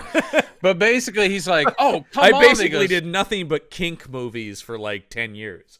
So he says not only did he get his job back, but Spader is fired. Yeah. Because Spader's like, oh, so I'm going to go back to you're going to give me some shitty job. He goes, oh, no. You're absolutely fired. I do like, I like when he goes, what do you want me to do? This or that? Resign? He goes, yeah, resign. And he's like, well, I wasn't going to actually do that. Yeah, he goes, you caught me there. He goes, yeah, I can't actually do that. And he goes, yeah, well, you're fired anyway. Yeah. And the whole thing is, he goes, this will ruin me. He goes, yeah, I guess it will. Yeah.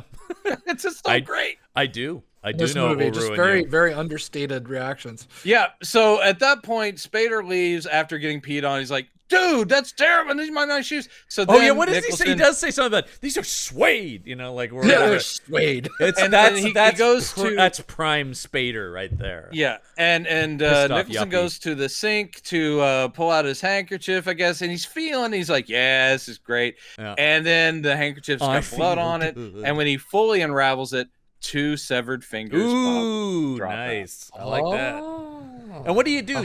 Do you just quietly put those on the trash can in the bathroom? Hope the janitor. Yeah, what do you do with them? Give them to Walter Sobchak. Yeah. You need fingers? I can get you fingers. You need fingers, dude? I'll get you some fingers. There's one of those leave a penny, take a penny things at the leave a finger, take a finger. He just dropped some fingers in there. Fingers, toes, small appendages of sorts. You can't take all the fingers, just take a couple. Hey, whoa, man, come on, you can't take all the fingers. How many fingers do you really need? All right, I just take the one. Yeah. I'm short 3 fingers. You always take a finger. You never leave a finger. So we do get, before she's murdered off screen, we do get Kate Nelligan coming up to Jack and going, please, come on. This is the scene we talked about earlier. She goes, do you think I really cared about... It's like, he's fucking James Spader. Of course I don't care about poor James Spader. But and this is pretty the screen brutal persona of James Spader, I should say. She's being pretty... earnest and vulnerable. Good scene. Do you think? And he goes, "Oh, is this about he can't support you anymore because he's not going to have that job? Is that why you've come back?" And she's like, "Going, is that what you think of me?" And he's like, "Going, yeah. Look, we're just dunzo." And this is in the hotel lobby. She leaves. Michelle Pfeiffer was going to meet him in the hotel, and she's literally watching them in the lobby like, shit, I just saw an uncomfortable scene.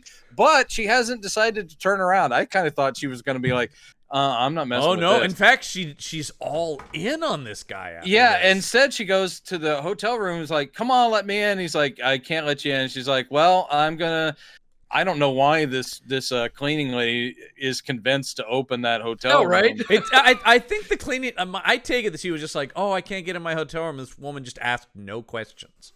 I know, that's apparently it. But anyway, lets her in, and she finds know. that Jack Nicholson has handcuffed himself because he has the cop's handcuffs. Yeah, the cop handcuffed himself to the radiator to like something strong, and she's like, "What the hell have you done?" And he's like, "Look, I'm dangerous. You need to get the fuck away from me, and I'm trying to protect you." And she goes, "This is about that wolf bite nonsense." Yeah. And he's like, "I know you don't believe me, but I think this is the best scene in the movie for me, and it was the best written. It's good because I liked when he was sitting there. He's like, I don't have a plan. He just chained himself up to the radiator. All I know is, once again, this talks to that he is a good guy. Because even any of the stuff he does in business, like Spader had it coming. He isn't shitty. He's taking care of his people. He's just looking at yes. But this is him going, I don't want to hurt people. This is basically his Larry Talbot scene. Yeah. Because Larry Talbot, of course, being Lon Chaney Jr. and us mocking him all the time, he was very good at playing the sympathetically tortured good guy with a werewolf curse. Like, please leave me alone. I've chained myself to this thing. I will hurt you, and please leave. I become a wolf. Yeah, it is. He was good at that. Too bad. I'm sorry that Werewolf by Night couldn't take a few of those pointers because that was so disappointing. Look, Bernal, whatever, man. He's got nothing on Chaney. Actually, Bernal did that very well too. It's an obligatory scene. But it's obligatory. Here, there's a fear to it, but there's just this quiet like. you gotta go. I can't. And it's just him going, I killed somebody last night. I can't, man. It's just him going, I don't know what to do exactly. All I know is I got to lock myself up at the moment and figure it out afterwards. Great. Yeah. It's good stuff, man, and it's good understated. I mean, Nicholson, here's the thing with Nicholson, and it is, we were like, well, obviously he's a great actor, but I think in some ways because he's such a pop culture character, you forget that he's capable of doing this kind of acting that's more than just the boisterous Jack, you know. I think the thing with this is it is a mixed blessing to have Jack Nicholson in a film after a certain period. Yeah. Because same thing with Pacino, you will get too. a great actor. The problem is he's an actor that has eclipsed most of his parts. He is still Jack Nicholson. I do think just like De Niro is Niro. going to be De Niro. Well, we had that with Frankenstein, right? Pacino is going to be Pacino. I really do think that maybe that equator might be Batman. Once he was the Joker, he became larger than life. And Pacino, I mean, it might be Scarface, but really it's Scent of a Woman, right? Well, that's where the hoo-ha, all that stuff. Well, that was where he like, I like doing that. I'm gonna do it in every movie now. Oh yeah. Yeah, he lost versatility for sure. Oh yeah. Or he's just he's getting it back though. Lazy. I think like I know now what they want, and this is what they want, and it's easy for me. So I'm gonna do the easy thing. Yeah, I think we're in a little bit of a Pacino renaissance, though. I will say I was very sad to hear that Jack has informally retired Nicholson. It's been years and years since he said that, right? Well, that he's done that, but I was very sad to hear recently that it was his son going, yeah, the memory's gone, and that's kind of why he had to. He couldn't. He couldn't remember the lines, and it's just too hard for him, and so that's kind of why he's just quit the acting. And I'm like, well, that's a bummer to hear. Well, he could just do the Brando thing. Speaking of Brando, well, I think there is. Yeah, I think just have them tape the sides on people's back. I think it speaks to Nicholson's respect for the craft that he's not doing that. Sure, right. You know, it is kind of like if I'm not on my game, maybe it's best to just kind of fade away.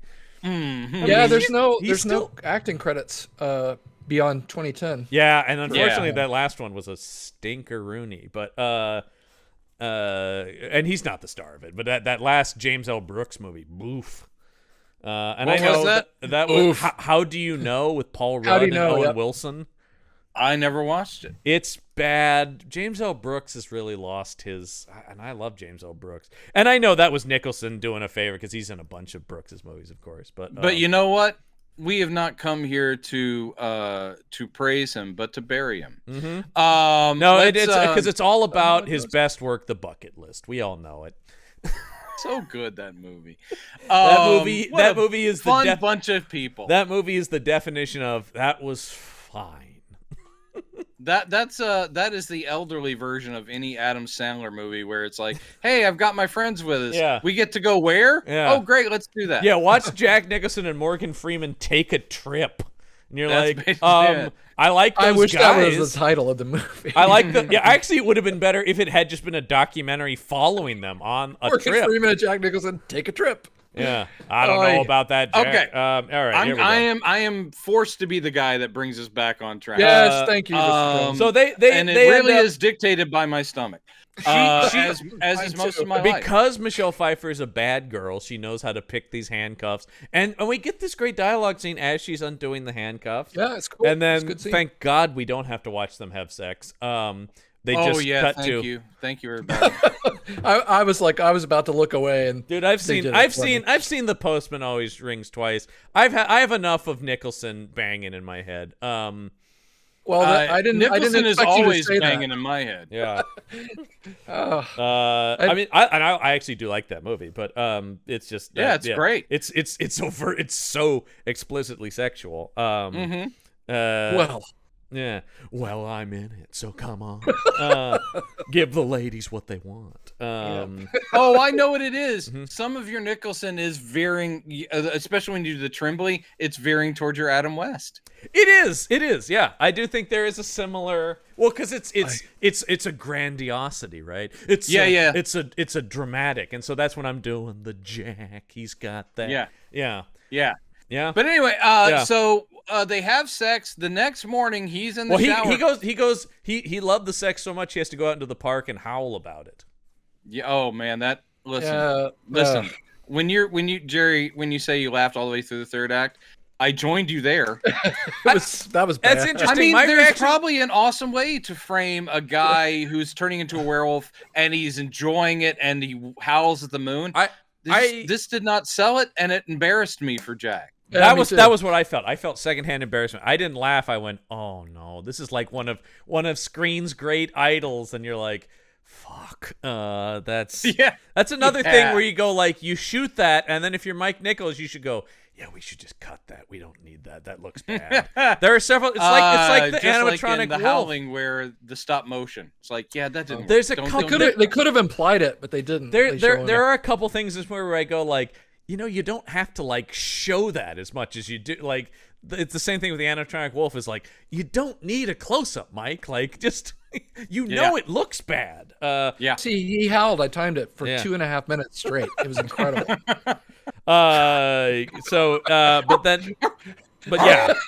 Then when he keeps looking at his watch.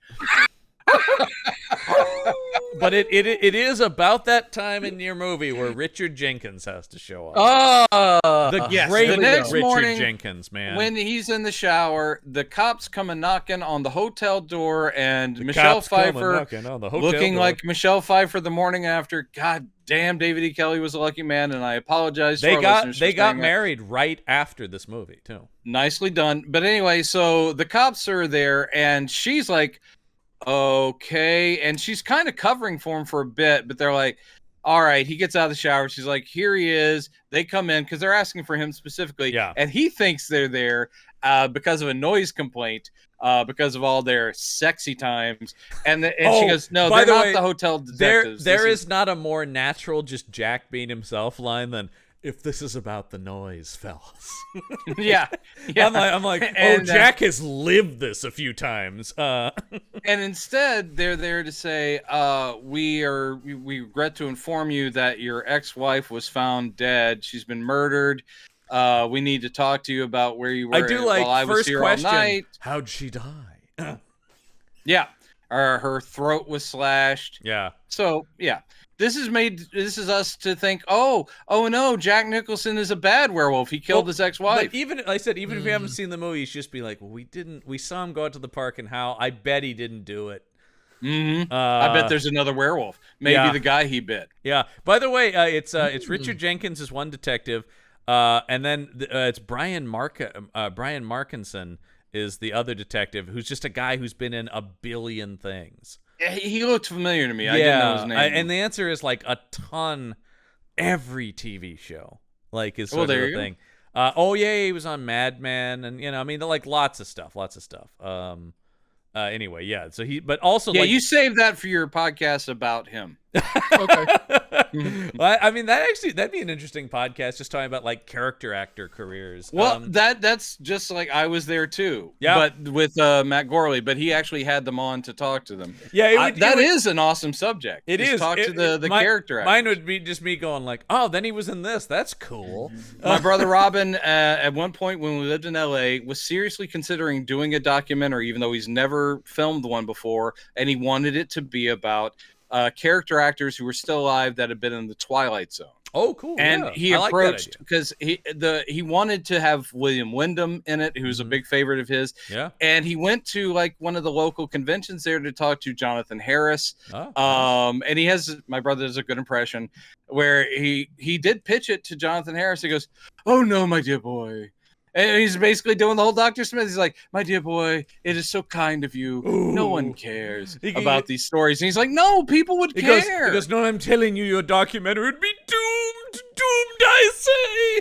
Doomed. Oh, the pain." What do you got, said Shatner? that was really... He would have loved if he'd gotten Shatner in that. Well, but that's, Shatner's he's looking for the character actors, and Shatner is a god. But Shatner has 2 iconic Twilight I know, zones. but he wanted to go after the people that weren't the huge people. And he was going to Jonathan Harris. You're telling me that guy wasn't A-list of A-list, man? That's Dr. Smith. Well, talking to him was so depressing to my brother because he was very sweet, but his resignment to all I'm good for anymore is to sit at a table and sign pictures of Dr. Smith. No. And so my brother was like, that's too sad. And I realized that a lot of the people I talked to would probably have similar. He goes, I gave up on it. Let me know when you need me to cower from a robot. You know what's hilarious is that Jerry actually got up and left a camera, and he came back while we're still talking about it. He left. You've got good instincts there, Mr. He left on a Jonathan Harris impression, came back to it. It was still going, yeah. They're there to tell him about his dead wife. He is upset about it. And Michelle Pfeiffer just going like, he was here with me. That's right. All night. She actually, and like, I found this was not appropriate. She was like going, get it, and she did the finger in the whole thing. She's like, get it, and I was like, I think they get it, Michelle. I don't remember that part for some reason. I will say we were doing it. When she says he was here all night, was just like, she goes, Winky, I got wink, here wink. at 5 and I didn't leave, I think is what she says. And he was rubbing my rhubarb, to quote something from never the rub Joker. another man's rhubarb. But Richard Jenkins does give a like, oh, okay, he's actually like, good on you, sir. Yeah. Congratulations. Well done. But he is just going, and she immediately starts playing lawyer here because he goes, it'd be great if we could get like a tissue stamp. She goes, no, without a court order. He's he like, goes, well, I was here all night. She goes, you don't have to say another word. Don't say another word, Will. And he goes, yeah, I do like, she goes, that's an unfair question. And then he goes, okay, where were you last night? Is that a fair question? Once again, tiny little almost nameless detective, but Richard Jenkins is bringing something to it. Well, again, everybody's great. The groundskeeper guy who dies later, he has like 2 lines. I liked him. Yep. The guy at the gate that she's like, don't let anybody in, Bruce, or whatever his name is. I loved him. The man who will die by James on the hood of James Spader's Hummer. No. Man. But yeah, so everybody, even in the small parts, that is because she's just gonna done. now that he's possibly wanted for this murder, she's gonna sneak him back to the estate, and that's where we get the groundskeeper guy and stuff like that. That's where she says, "Don't let anyone in." Yeah. And da da da. Yeah. So she goes to the cops. I'm jumping ahead. That's about where we are because Richard Jenkins is gonna call her and go, "Yeah, right. Can you give a statement?" Yeah, so she goes in to give a statement at the police station, and there's James Spader. They have not really had a scene together much. So she's not, and he goes, do you know who I am? I know who you are. And his eyes are full-on werewolf eyes. He's got the full-on werewolf eyes, and they have these weird... It is interesting where people are wolfing out. Like, Jack gets the sort of mutton choppy whiskers. Mm-hmm. He's got this weird hair patch behind his ear. It's very interesting in the scene. But he's not quite full. But he's like getting really closer. He's like going, you are lovely. And we should definitely do a dinner thing. How about that? And the way he's moving on her. Yeah. Creepy. Like Donald Trump with any of the Miss America pageant people, and he just is coming in and he is doing that thing where he starts talking very vulgarly and about the way she smells and all this stuff. And then then he goes like, "We should get a drink after this." After we give these statements, great because she's clearly unnerved, but she's not doing the sure. She actually goes, yeah, that would be great. Yeah, and she seems totally like. Then I love this beat where he goes into. I guess I gotta go to the statement. And as soon as that door closes, she just books it out of this police station. Man. She totally just she takes off, as you would. Well, I also love this is like she did a Roadrunner. she not only is like creeped out by him, but I think it's also an immediate like. I think I know who killed Jack Nicholson's wife now. Yes, yeah, she's put it all together, and I do like a movie where they're like, do we have to show them clicking. No, they're just smart people. Yeah. So we don't need a scene of them going like, wait, what if? Wait a minute. So she goes back to tell Nicholson about this. Meanwhile, Nicholson had requested that he locked up somewhere safe because he thinks he may have killed his ex-wife. So she goes, I just have the barn. He goes, the barn will be fine. So he is locked up in the barn. Love a good barn. And he has the amulet on, which is also, I guess, supposed to suppress some of his werewolfiness. Mm-hmm. And it kind of does, right? A little bit. It does. He doesn't fully transform or free himself till he rips it off. Did you notice when cool burn? Did you notice when he ripped it off, there was a burn underneath? Yes, I did. Yeah, I noticed that. That's once again like somebody with some real horror or action chops could have really sold. Because there is this, I mean, with the whole amulet thing, and I'm skipping ahead now, but like the idea that he makes this heroic sacrifice to go, all right, this thing could protect me, but I have to stop James Spader. It's a very superhero kind of moment. Sure. But the Nichols is just, it's so matter of fact and flatly portrayed that you're just like, oh man, it's not played. I hate to say this about the guy, but for one thing, a great film director, but he similar, I would say, not on the same level, similar to say a Ron Howard or even like Kevin Smith. They are great directors of actors, and at least Ron Howard very competent. So is Mike Nichols. But these are all three actors that have no visual stamp. There is not a dynamism to. They are solid directors. This guy, the way Mike Nichols directed this, and there are weird moments of slow mo in it too, where you're like, what is that? What is that achieving? Yeah. It feels TV. I hate to say that. You have amazing actors, but the lighting, the sets, everything feels like, even when they're in the offices of the publisher, I'm like, the way this is lit looks like a TV movie. The slow mo, the soundtrack sounded like Seinfeld a little bit. Well, yeah. The slow mo, which is interesting. Well, it's interesting because it was supposed to be John Williams, and he had to drop out of it. So I think this is that true? Yeah, he because this got delayed, he had to go. He had to go do Schindler's List and win the Oscar for it. But I'm sorry, I'm forced to go do a Steven Spielberg. But Holocaust because they had to push production a couple months or something like that. It cost them Williams. So I think this is who did do the music in this. It's not good. It's overwrought, I thought. Because I thought at places it's trying to be sweeping in a nod to like Universal stuff, but it's just not good. The music at the end seems like it's a completely that stuff at the end that's kind of synth, which comes out of nowhere because it's been in no other part of the movie. I'm like, did they just have a guy come in to write this piece for the very end of the movie? Well, all I know is what to say is I take back everything I said because this is a brilliant score by the great maestro Ennio Morricone. So you know what? Never mind.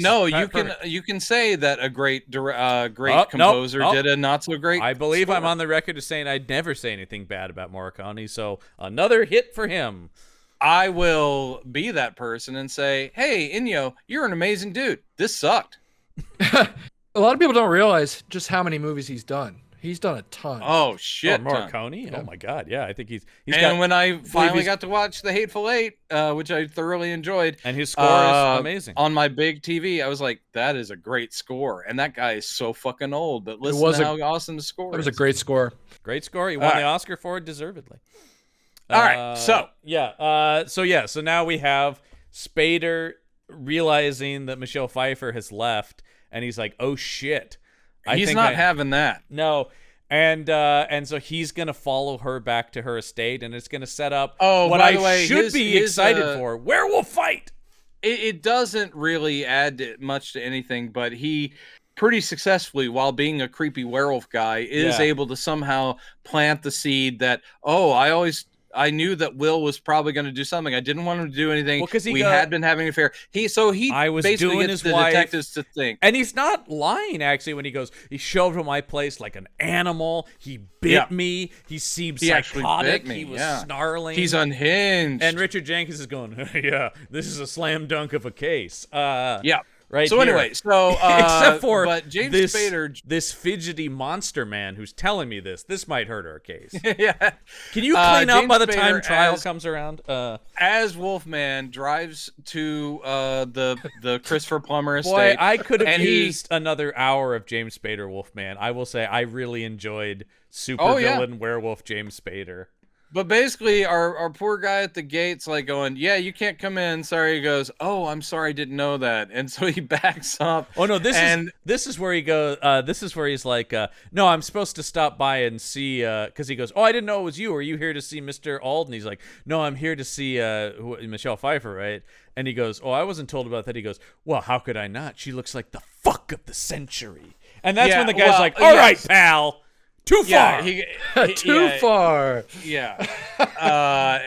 But what's weird is he's like, "You will have to leave."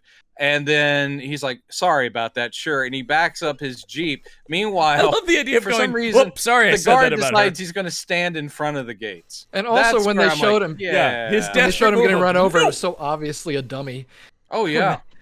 What I do like is, he gets run over as a dummy. I do like he hits him into the gate and the guy's still kind of alive for a while on the hood. I do like that. And once again, Spader's just gleeful, like, I'm fucking murdering this guy, man.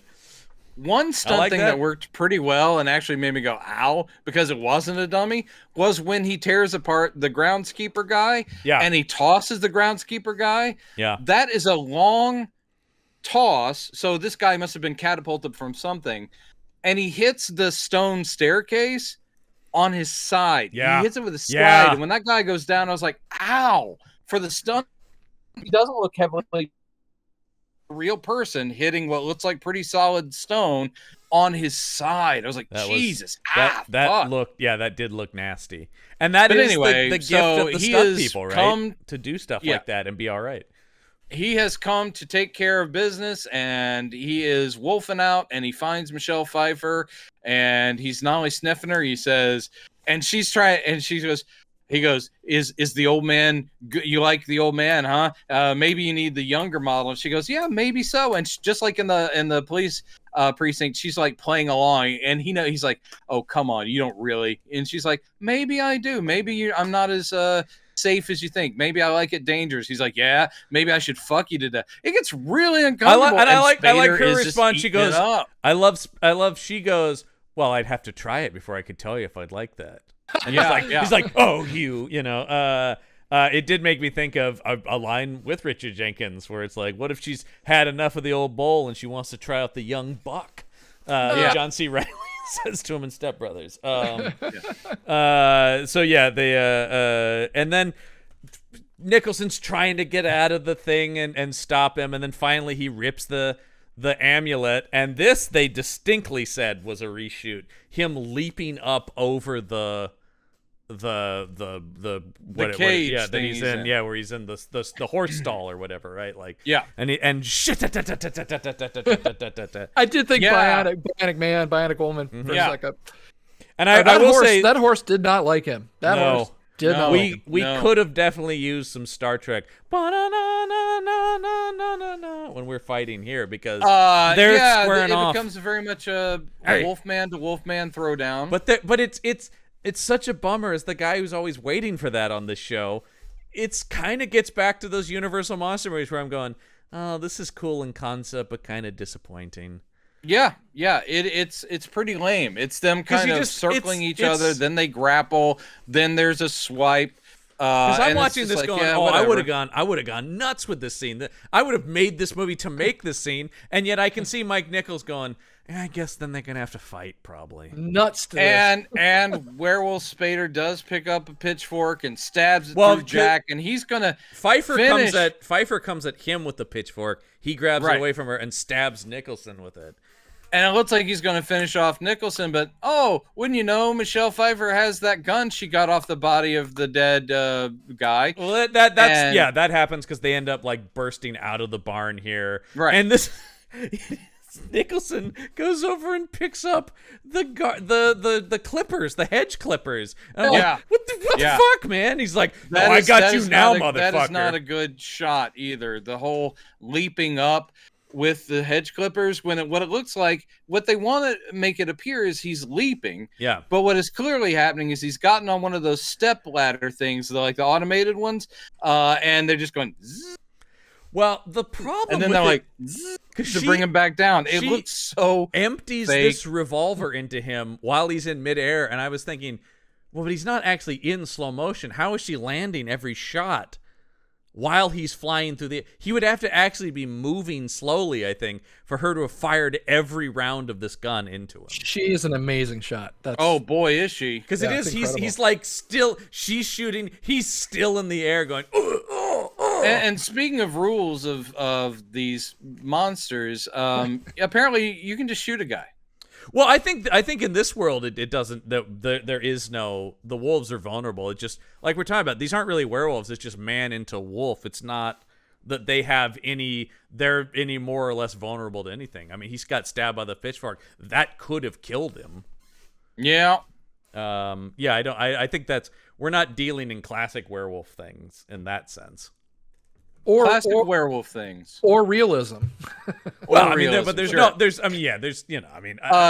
this is not a podcast where we talk about realism. This is a show about monsters. Yeah, I'm not even sure we've even said the word realism. That's before. not what you said. Hey, what are you telling me? There's no such things. I watched a searing thriller about the book industry, sir. What do these werewolves have to do with anything? How dare you, sir? How dare you? So Spader lands, and as he's dying, you see his hand turn back to a normal hand, and it's all... Oh, the only CGI in the movie. It took these guys all... Well, I don't think it was CGI. I think that was just time lapse, just like Universal in 1941. It does look better than the Universal one. I mean, obviously, the technique It took better. Both Wolfmen... Spader hasn't been a Wolfman as long, and yet it seems that Spader was at the same point in evolution because it took them this entire movie to get furry hands with claws on them. Yeah. But anyway, he got a concentrated dose. Either. Yeah. Oh, that's true. So basically, this is he comes to Michelle Pfeiffer, and she's a little scared at first.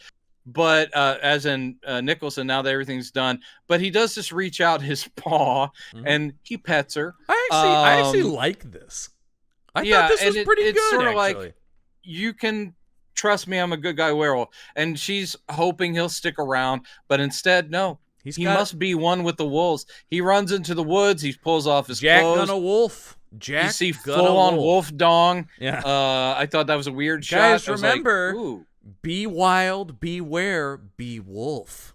He's got to go be wolf. Wang is he's got to be wolf, man, and so off he goes. And Richard Jenkins and the cops roll up in classic monster movie fashion after all the action has happened. Here come the cops going, what went on here?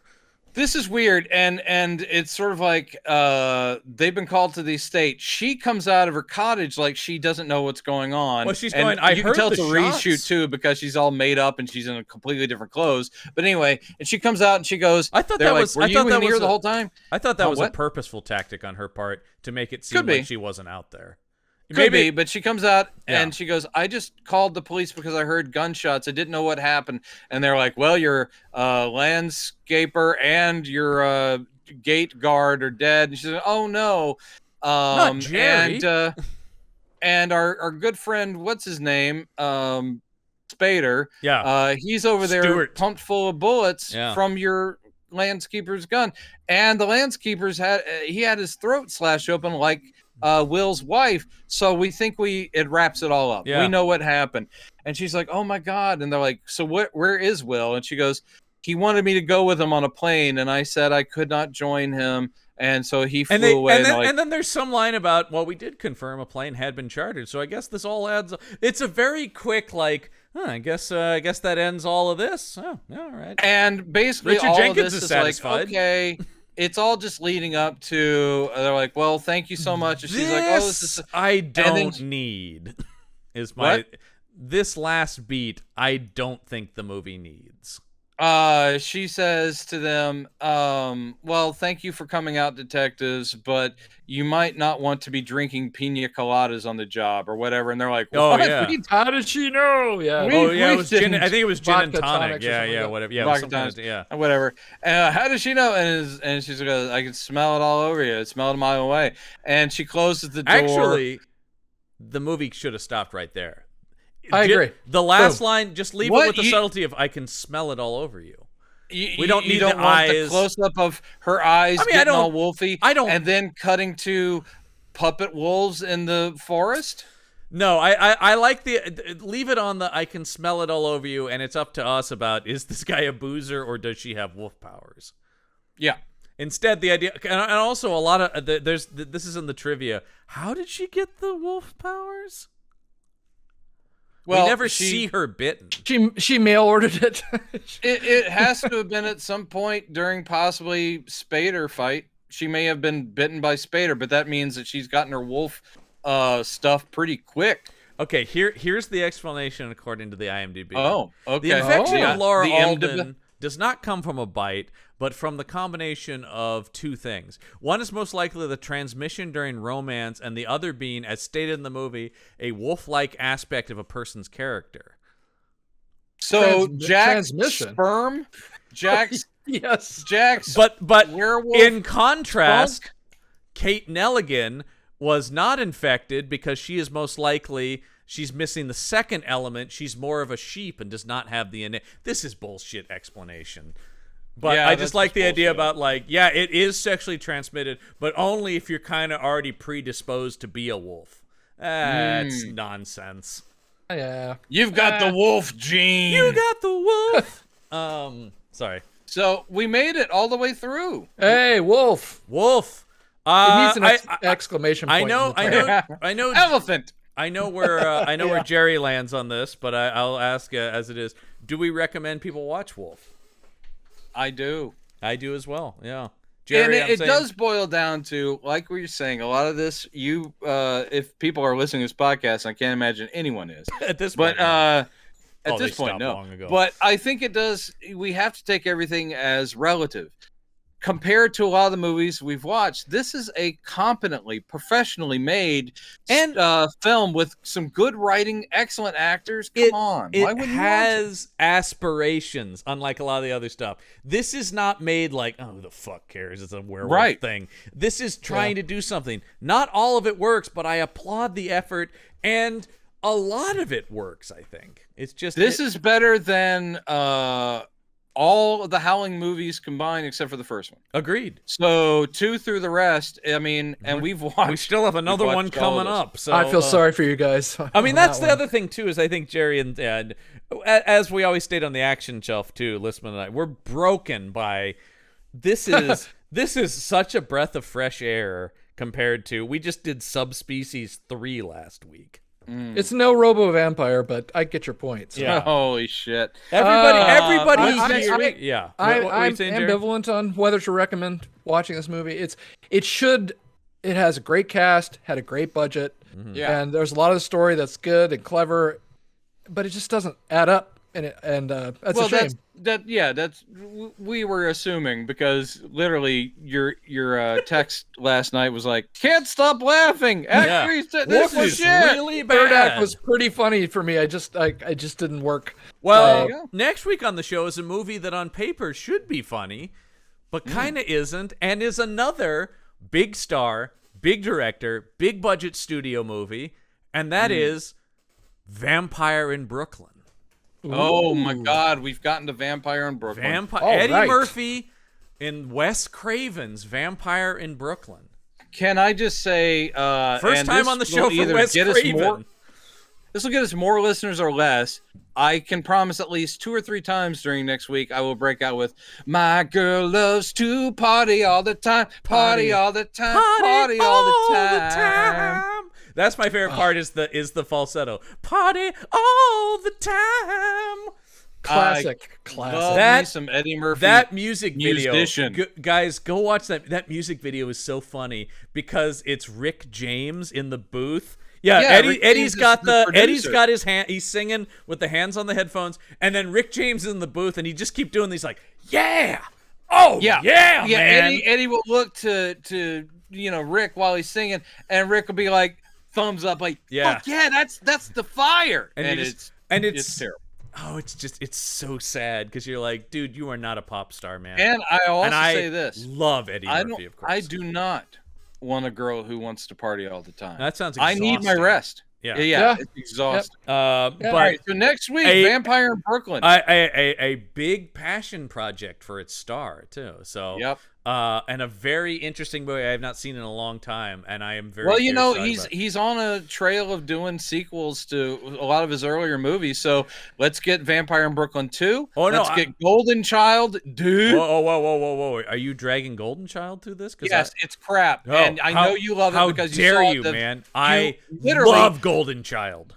It was the first thing you saw after you dropped out of the womb. You saw Golden Child. It's your favorite movie, and it's a piece of shit. I was issued a VHS of Golden Child. Language. I was issued a VHS of Golden Child upon my birth. No, I love Golden Child, but I do think that the sequel to Vampire in Brooklyn should be called Vampire in Williamsburg. He just goes to a different borough. Sure. So that'll be next week on the show. Vampire in Bed-Stuy. There you go, man. Eventually he moves to upstate, So